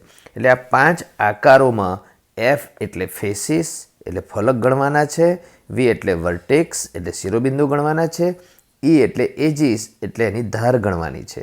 અને એ ગણ્યા પછી એફ અને વીનો સરવાળો કરીને અહીંયા લખવાનો છે. ઈમાં 2 ઉમેરીને તમારે અહીંયા લખવાનું છે. તો એ માટે આપણે આપણી નજરની સામે લંબઘન હોવો જોઈએ. તો લંબઘન જોઈને તમે એના ફેસિસ એટલે સપાટીઓ ગણો તો લંબઘનને 6 સપાટી હોય છે. લંબઘનને ઉપરની તરફ 4 શિરોબિંદુ, નીચેની તરફ 4 શિરોબિંદુ એટલે 8 શિરોબિંદુ હોય છે. લંબઘનને 12 ધાર હોય છે. એ તો મેં તમને આગળ સમજાયેલી છે. હવે ત્રિકોણીય પિરામિડ, તો ત્રિકોણીય પિરામિડ તમારી સામે હોવો જોઈએ. તો તમે ત્રિકોણીય પિરામિડ આ અહીંયા રહ્યો, આ ત્રિકોણીય પિરામિડ. તો ત્રિકોણીય પિરામિડમાં તમારે એફ એટલે સપાટીઓ ફલક ફેસિસ, વી એટલે વર્ટિકલ એટલે શિરોબિંદુ અને એજીસ એટલે ધાર ગણીશું. તો પહેલાં સપાટીઓ ગણીશું. તો એક નીચેની સપાટી, તો એ ડાર્ક કરીને આપેલી છે નીચેની સપાટી નંબર 1, બરાબર. હવે શું બધી સપાટી અહીંયા 3D આકારનો ઘન પદાર્થ છે, અને 3D આકારને જ્યારે આપણે કાગળ ઉપર દોરીએ છીએ તો બધી સપાટીઓ સીધી નજરની સામે નથી દેખાતી. એટલે એ પદાર્થ સાચો આપણી સામે હોવો જોઈએ કે આપણને અથવા આપણે આકૃતિ દોરેલી છે એમાં જોતા આવડવું જોઈએ. તો એક નીચેની સપાટી, નીચેનું ફલક, પછી એક આ ઊભું જે ત્રિકોણાકાર ફલક નંબર 2, પછી આ એક ત્રિકોણાકાર ફલક નંબર 3, અને બીજું પાછળની બાજુનો ત્રિકોણાકાર ફલક, એટલે 4 ટોટલ ફલક હોય છે. તો યાદ રાખવાની બીજી ટેકનિક એ છે કે 4 ફલકમાં યાદ રાખવાની ટેકનિક એ છે કે નીચે ત્રિકોણ હોય તો એક ફલક આ ત્રિકોણવાળો, બરાબર, એક ફલક આ ત્રિકોણવાળો અને ત્રિકોણની 3 બાજુ અને દરેક બાજુમાંથી એક એક ત્રિકોણ બને એટલે એ 3 ઊભા ત્રિકોણ જે વચ્ચે બનતા હોય તે, એટલે 3 ને 1 4, 4 ફલક. શિરોબિંદુ તો 1 2 3 અને 4. શિરોબિંદુ ગણવામાં વાંધો નથી આવતો કેમ કે તરત દેખાય છે. ધારની વાત કરીએ તો નીચેની 3 ધાર, તો નીચે જે ત્રિકોણ છે એની 1 2 અને 3 ધાર, બરાબર. અને 3 ઊભી ધાર, તો આ 1 2 અને 3, એટલે 3 ના 3 6 ધાર છે. તો 4 4 અને 6 આ જે માપ મળ્યા એ તમારે આ ખાનામાં લખવાના છે. 4 4 અને 6, તો 6 શું? ધાર, બરાબર. પછી ત્રિકોણીય પ્રિઝમ, તો ત્રિકોણીય પ્રિઝમ પણ અહીંયા છે જ. તો ત્રિકોણીય પ્રિઝમ છે તો આ છે ત્રિકોણીય પિરામિડ અને આ છે ત્રિકોણીય પ્રિઝમ, આ જે છે તે. તો એમાં પણ આપણે શું ગણવાનું છે? તો ફેસિસ એટલે ફલક એટલે સપાટીઓ ગણવાની છે, વર્ટેક્સ એટલે શિરોબિંદુ ગણવાના છે અને એજીસ એટલે ધાર ગણવાની છે. તો આપણે સપાટીઓ ગણીએ તો નીચેની ઉપરની 2 સપાટી, બરાબર, એ 2 સપાટી અને બીજા 3 સબાચલ એટલે સમાંતર બાજુ ચતુષ્કોણ, 3 ને 2 5 ફલક હોય છે, બરાબર. તો તમને પ્રિઝમ એટલે શું એ તમને સમજાયું હતું. એમાં ઉપર મથાળું, નીચે પાયો, બરાબર. તો મથાળું જે છે એ જ પાયો છે. મથાળું ત્રિકોણ, પાયો બી ત્રિકોણ, એટલે 2 ફલક. ત્રિકોણ એટલે 3 બાજુ, એટલે 3 બાજુમાંથી દરેક બાજુમાં એક એક સમાંતર બાજુ ચતુષ્કોણ બને, એટલે 3 સમાંતર બાજુ ચતુષ્કોણ બને, એટલે 3 ને 2 5. હવે વી એટલે શિરોબિંદુ. શિરોબિંદુ ગણવા સહેલા હોય છે, 1 2 3 અને નીચે પણ 1 2 અને 3, એટલે 6 શિરોબિંદુ. ધાર, તો નીચેની ધાર 3, ઉપરની ધાર 3, 3 ને 3 6 અને ઊભી ધાર 3, એટલે ટોટલ 9 ધાર છે, એટલે 5 6 9. તો તમારે આ જે માપ છે 5 6 અને 9, બરાબર, એ અહીંયા લખવાના, 5 6 અને 9. હવે નીચેના જે 2 છે ચોરસ પાયાવાળો પિરામિડ ને ચોરસ પાયાવાળો પ્રિઝમ, એ તમારે જાતે કરવાનું. અત્યારે અહીંયા જે માપ મેળવ્યા એને આધારે F વત્તા V અહીંયા શું થશે? તો 6 વત્તા 8 14. E વત્તા 2 કેટલું થશે? તો 12 વત્તા 2 એટલે બી 14, બરાબર. ચલો પાછું આ ખાનામાં F વત્તા V કેટલું થશે? તો 4 વત્તા 4 8. આ ખાનામાં E વત્તા 2, તો 6 વત્તા 2 કેટલા થશે? 8. પછી આ ખાનામાં F વત્તા V, તો 5 વત્તા 6 કેટલા થશે? 11. અને આ ખાનામાં E વત્તા 2, તો E છે 9, 9 વત્તા 2 કેટલા થશે? 11. તો તમે અહીંયા પણ જે મેળવશો આ 2 ખાનામાં, એમાં પણ આ માપ અને આ માપ સમાન જ મળશે. આ માપ અને આ માપ સમાન મળશે. તો કયા 2 માપ સમાન મળે છે? તો F વત્તા V, F વત્તા V બરાબર E વત્તા 2. E વત્તા 2 અને F વત્તા V એ સમાન મળે છે.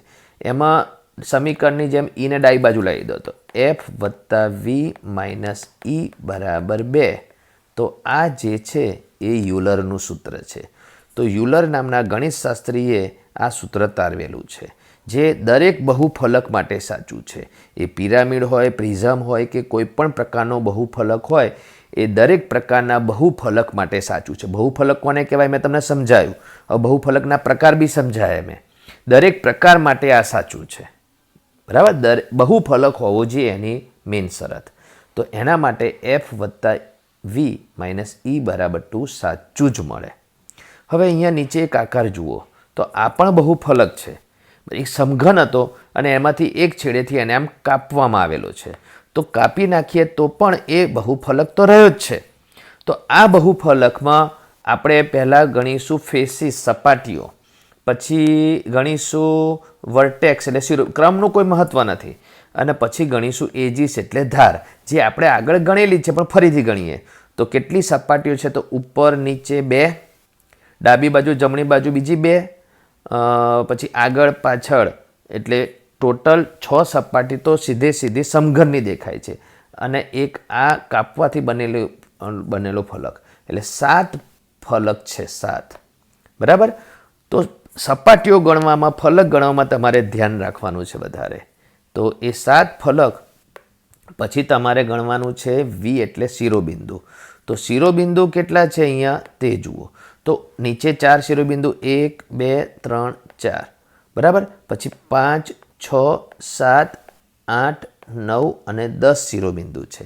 તો શિરોબિંદુ 10 છે. ધાર કેટલી છે? તો જો નીચેની ધારમાં 1 2 3 4 પછી 5 ઉપર ગણું છે બરાબર. 5 6 7 8 પછી આ ત્રિકોણની 3 ધાર 9 10 11 પછી ઊભી ધાર 12 13 14 અને 15 એટલે ટોટલ 15 ધાર છે. હવે તમારે આ જે બહુફલક છે એમાં યુલરના સૂત્રનું પાલન થાય છે. તો યુલરનું સૂત્ર મેન તો પહેલાં યાદ રહેવું છે. એફ વત્તા વી માઇનસ ઈ કરવાથી 2 મળે છે. તો બરાબર. તો ચલો એફ વત્તા વી કરો તો એફ વત્તા વી 10 ને 7 17 બરાબર. એમાંથી ઈ બાદ કરો એટલે 15 બાદ કરો તો 2 મળ્યા ને. તો એફ વત્તા વી માઇનસ ઈ બરાબર 2 મળે એ યુલરનું સૂત્ર બતાવે છે બરાબર. એટલે યુલરનું સૂત્ર શેના માટે સાચું છે? બધા જ બહુફલક માટે સાચું છે. તો તમે આ પેજ ઉપર એ સમજ્યા છો યુલરનું સૂત્ર, અને યુલરનું સૂત્ર એ દરેક બહુફલક માટે સાચું હોય છે બરાબર. વિદ્યાર્થી મિત્રો, આ ચેપ્ટરના બધા જ મુદ્દા મેં સમજાવી દીધા બરાબર. હવે આ ચેપ્ટરનું જે છેલ્લું સ્વાધ્યાય છે, સ્વાધ્યાય 10.3, એમાં થોડું બધામાં સમજાવી દઉં. તો આપણે યુલરનું સૂત્ર હમણાં સમજ્યા એટલે પહેલાં યુલરના સૂત્રો પર આધારિત પ્રશ્નો જોઈ લઈએ. તો અહીંયા 2 ઘન આપેલા છે અને કીધું છે કે યુલરનું સૂત્ર નીચેના ઘનાકારો માટે તપાસો સાચું છે કે ખોટું. તો એમાંથી આપણે બીજો આકાર પહેલાં લઈએ. તો આ બીજો જે આકાર છે એમાં આપણે યુલરના સૂત્રમાં એફ વી અને ઈ 3 વસ્તુ ગણવાની હોય છે. એફ એટલે ફેસીસ એટલે સપાટીઓ. તો સપાટીઓ કેટલી છે બરાબર. તો આ જે નીચેનો સમઘન છે અથવા લંબઘન છે, એટલે આમ સમઘન કે લંબઘનને 6 સપાટીઓ હોય પણ એમાંથી 5 જ સપાટીઓ દેખાય છે, કેમ કે અહીંનું જે આ જે ચોરસ છે એ તો ઘનની અંદર છે એટલે એ જ સપાટીમાં હોય જ નહીં, એટલે એ નથી ગણવાનું. એટલે 5 ફલક એ સમઘન કે લંબઘનના. અને પછી જે છે એક ત્રિકોણ, બીજો ત્રિકોણ, ત્રીજો પાછળનો ત્રિકોણ અને એક આ ડાબી બાજુનો ત્રિકોણ, એટલે 4 ત્રિકોણ, એટલે ટોટલ 9 ફલક છે. હવે હજુ બી એ 9 કઈ રીતે છે એ સમજાવી દઉં. અહીંયા જે છે ફલક ગણવા એ થોડા ચેલેન્જિંગ હોય છે બરાબર. તો આ જે સમઘન છે એ સમઘનના ટોટલ 6 ફલક હોય બરાબર. પણ એમાંથી 5 જ કેમ લેવાના? તો આ એક ફલક જે હોય છે એ નીચેનું સમઘન કે લંબઘન અને ઉપરનો જે પિરામિડ છે, ચતુષ્કોણીય પિરામિડ છે, એમાં કોમન છે, અંદરની સાઈડ છે, એટલે એ ફલક ગણાય જ નહીં. એટલે 5 ફલક એના. અને ઉપર જે છે પિરામિડ, ચતુષ્કોણીય પિરામિડ, તો ચતુષ્કોણીય પિરામિડમાં ત્રિકોણ કેટલા હોય? 4 હોય. તો એ 4 એટલે 9 ફલક બરાબર. એટલે સમજી ગયા છો તમે. હવે શિરોબિંદુ ગણવાના. શિરોબિંદુ ગણવા સહેલા છે. તો 1 2 3 4 પછી 5 6 7 8 અને 9. તો શિરોબિંદુ 9 છે. ધાર, તો ધાર ગણવી પણ પ્રમાણમાં સરળ છે. તો ચલો આમાં જ હું ગણી લઉં છું. તો કલર બદલી દઉં. તો ઊભી ધાર 1 2 3 4 પછી નીચેની 4 ધાર 5 6 7 8 બરાબર. પછી 9 કેટલા થયા? તો 4 ને 4 8 થયા. 9 10 11 12 13 14 15 અને 16. હા, હવે આપણે યુલરનું સૂત્ર એફ વત્તા વી માઇનસ ઈ કરો તો 2 આવે છે. તો એફ વત્તા વી 18, 18માંથી 16 બાદ કરો તો 2 આવે છે. એટલે યુલરનું સૂત્ર આ ઘનાકાર માટે સાચું છે. અને કેમ સાચું છે આ ઘનાકાર માટે? કેમ કે આ એક બહુફલક છે. બહુફલકની જે વ્યાખ્યા છે એનું પાલન કરે છે. એટલે બહુફલક હોય તો યુલરનું સૂત્ર એના માટે સાચું જ હોય. હવે આ ઘનમાં એવું છે કે પાછળની ધાર દેખાતી નથી, જે મેં બ્લુ કલરથી દોરી દીધેલી છે. તેથી આપણને હવે દરેક ફેસીસ ગણવા સરળ બનશે. તો નીચે પંચકોણ છે તો ઉપર પંચકોણ, એટલે 2 ફલક થયા અને 5 ઊભા, એટલે 5 ને 2 7 ફલક એ આ ઘનમાં છે બરાબર. હવે વી એટલે શિરોબિંદુ ગણીએ તો 5 શિરોબિંદુ નીચે અને 5 શિરોબિંદુ ઉપર એટલે 10 શિરોબિંદુ છે બરાબર. હવે ધાર ગણીએ તો નીચેની 5 ધાર 1 2 અને 2 બ્લુથી બતાડી છે એ અને આ થઈ એટલે 5 ધાર નીચે 5 ધાર ઉપર અને 5 ધાર ઊભી એટલે ટોટલ 15 ધાર થઈ બરાબર. હવે એફ વત્તા વી કરો, એમાંથી ઈ બાદ કરો, 2 આવે છે તો એફ વત્તા વી 17, 17માંથી 15 બાદ કરો તો 2 આવે છે. તો યુલરનું સૂત્ર આ આકાર માટે પણ સાચું છે. તો એ કેમ સાચું છે? કેમ કે આ બહુફલક છે બરાબર. બહુફલક હોય તો યુલરનું સૂત્ર સાચું જ હોય.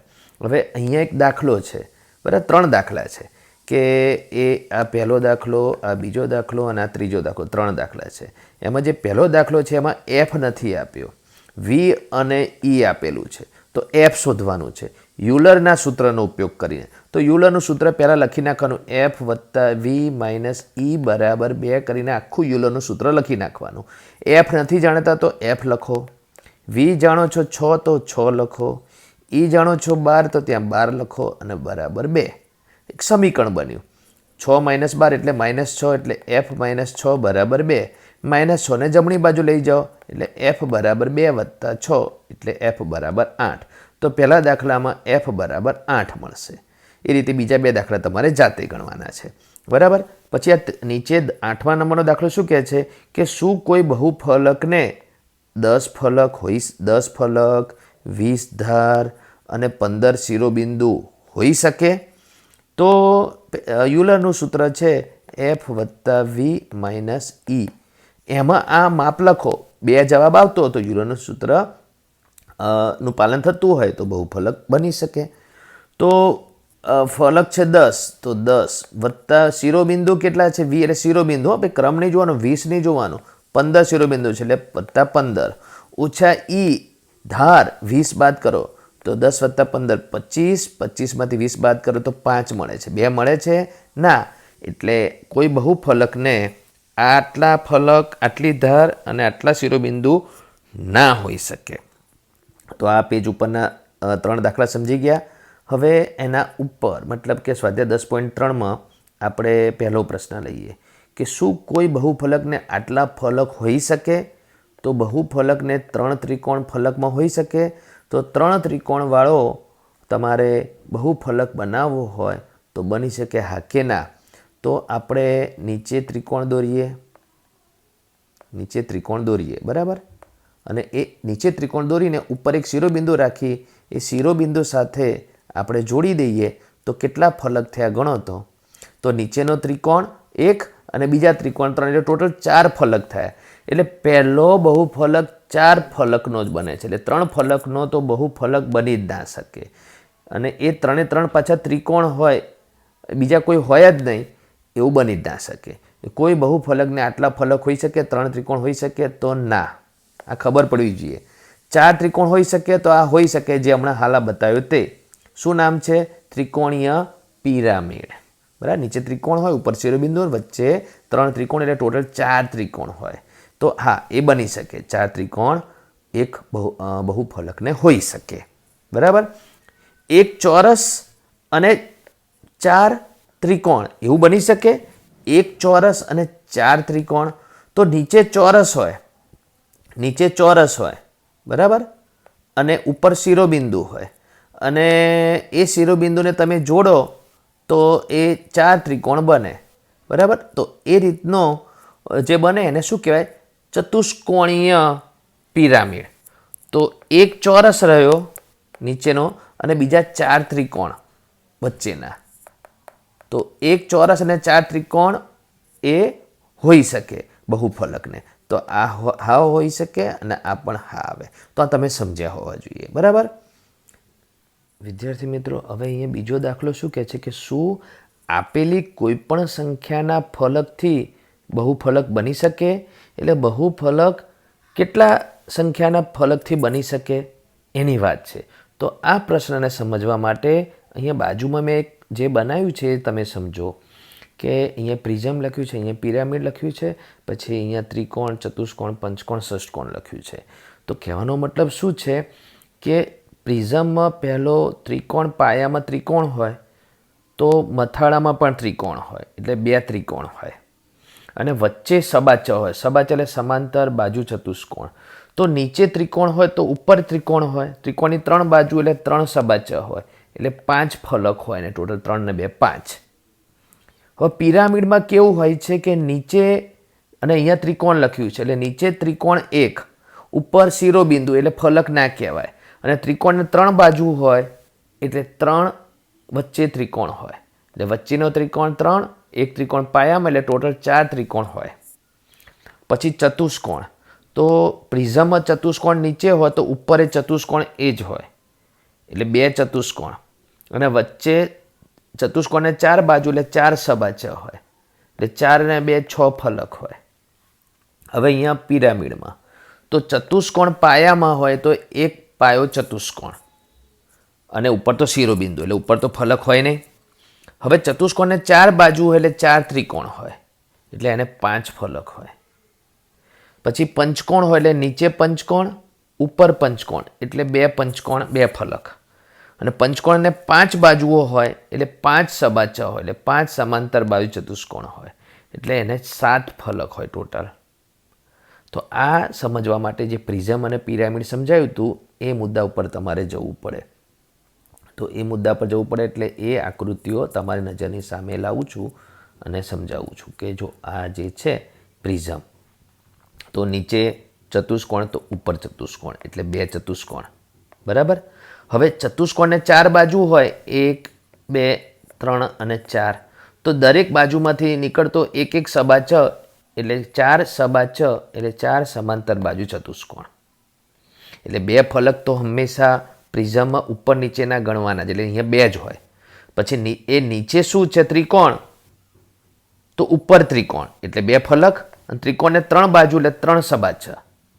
નીચે અષ્ટકોણ હોય તો ઉપર અષ્ટકોણ હોય, તો અષ્ટકોણવાળા 2 ફલક, હું અષ્ટકોણની વાત કરું છું, બરાબર.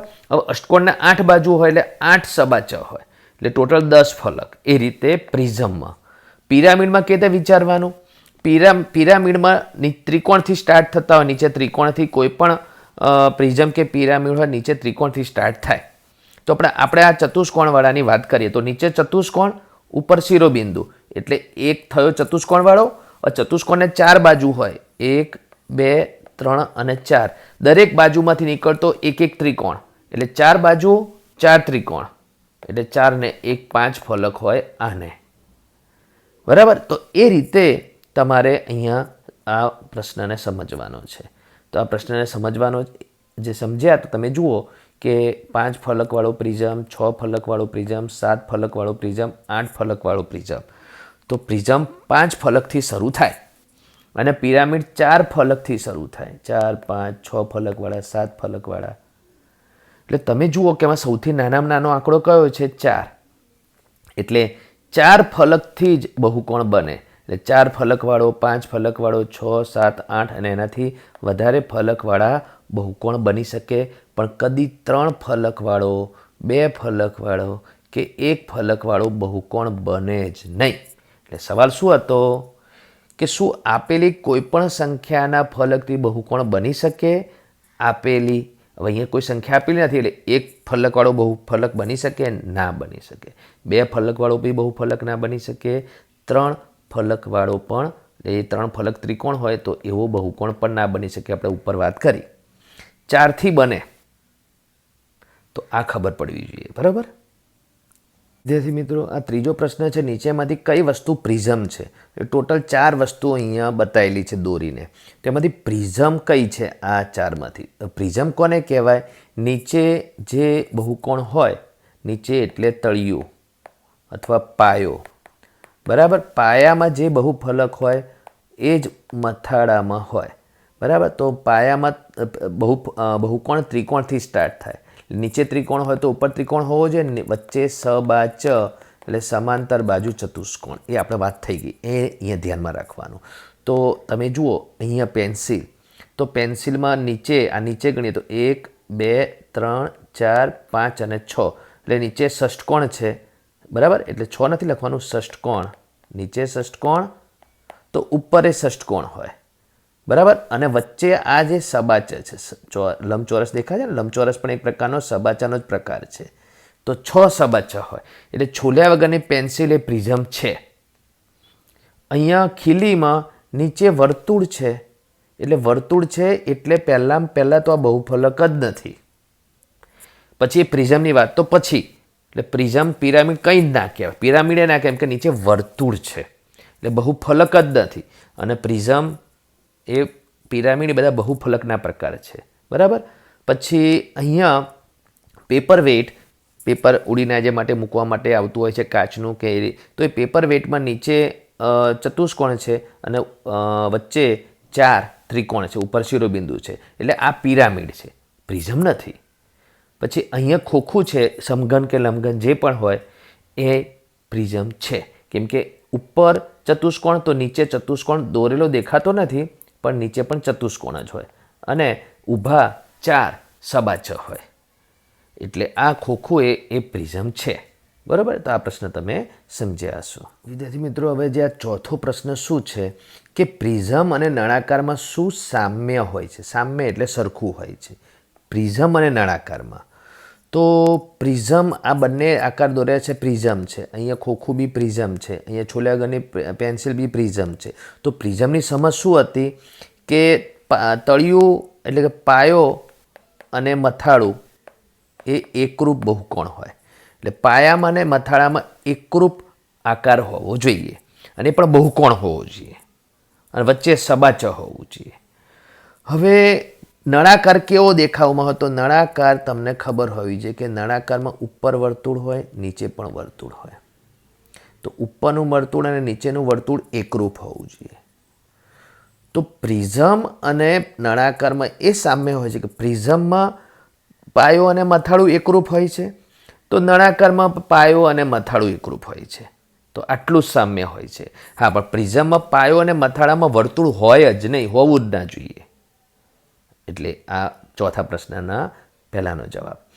પિરામિડ અને શંકુમાં શું સામ્ય હોય છે? તો પિરામિડમાં નીચે બહુકોણથી શરૂ થાય ત્રિકોણથી.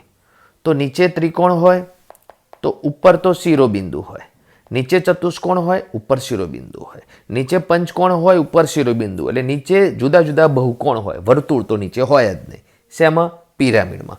શંકુ કેવો હોય છે કે શંકુમાં નીચે વર્તુળ હોય છે, ઉપર શું હોય છે? આ શિરોબિંદુ. તો તમે જુઓ કે જે આ પિરામિડમાં ઉપર શિરોબિંદુ અને શંકુમાં પણ ઉપર શિરોબિંદુ એટલે સામ્ય એટલું જ હોય છે. તો શું લખવાનું? પિરામિડના શંકુમાં શું સામ્ય હોય છે? તો તમારે લખવાનું પિરામિડ અને શંકુ બંનેમાં મથાળું શિરોબિંદુ હોય છે, એ સામ્ય, બરાબર. તો ચોથો પ્રશ્ન તમે સમજ્યા હશો. વિદ્યાર્થી મિત્રો, હવે જે આ પાંચમો સવાલ છે એટલે છેલ્લો સવાલ, બરાબર, છેલ્લો એટલે સમજાવવામાં છેલ્લો, કે શું ચોરસ પ્રિઝમ એ સમઘન જેવો જ હોય છે? તો પ્રિઝમની વાત કરી તો પ્રિઝમમાં પાછો કેવો પ્રિઝમ કીધો? ચોરસ. એટલે જે પાયો ચોરસ તો મથાળું ચોરસ, એ તો આપણે વાત થઈ ગઈ કે પાયો અને મથાળું એકરૂપ હોવું જોઈએ. અને જે વચ્ચે હોય છે સબા 6 હોય છે. સબા 6 એટલે સમાંતર બાજુ ચતુષ્કોણ. સમાંતર બાજુ ચતુષ્કોણના 3 પ્રકાર છે: સમબાજુ ચતુષ્કોણ, લંબચોરસ અને ચોરસ. એટલે વચ્ચે આ 3માંથી ગમે તે હોઈ શકે. દરેક વખત જો હા નીચે ચોરસ હોય, ઉપર ચોરસ જ હોય કેમ કે પ્રિઝમ છે તો ચોરસ પ્રિઝમ છે તો બરાબર એને એકરૂપ હોય. અને વચ્ચેનો સબા 6 જો લંબચોરસ હોય તો પછી એ પ્રિઝમ આના જેવું દેખાય કે જો નીચે ચોરસ, ઉપર ચોરસ અને વચ્ચેના જે સબા છે એ બધા લંબચોરસ છે તો પછી એ લંબઘન કહેવાય. પણ એ સમઘન નથી હોતો. પણ જો નીચે ચોરસ, ઉપર ચોરસ અને વચ્ચેના જે 4 સબા 6 હોય છે એ પણ ચોરસ, એ કીધું ને કે વચ્ચે જે છે એ વચ્ચે માટે 3 ઓપ્શન છે. એ વચ્ચે માટે કયા 3 ઓપ્શન છે? કે વચ્ચેના ફલકો કાં સમબાજુ ચતુષ્કોણ હોઈ શકે, કાં ચોરસ હોઈ શકે, કે લંબચોરસ હોઈ શકે. દરેક વખતે વચ્ચેના સબા 6 એટલે સમાંતર બાજુ ચતુષ્કોણ ચોરસ જ હોય એવું જરૂરી નથી. એટલા માટે આ સવાલનો જવાબ છે કે શું ચોરસ પ્રિઝમ એ સમઘન જેવો જ હોય છે? તો તમે લખવાનું ના, એ લંબઘન જેવો પણ હોઈ શકે. તો તમે સમજ્યા હશો, બરાબર. તો આના સાથે આ ચેપ્ટર આપણે પૂરું થાય છે.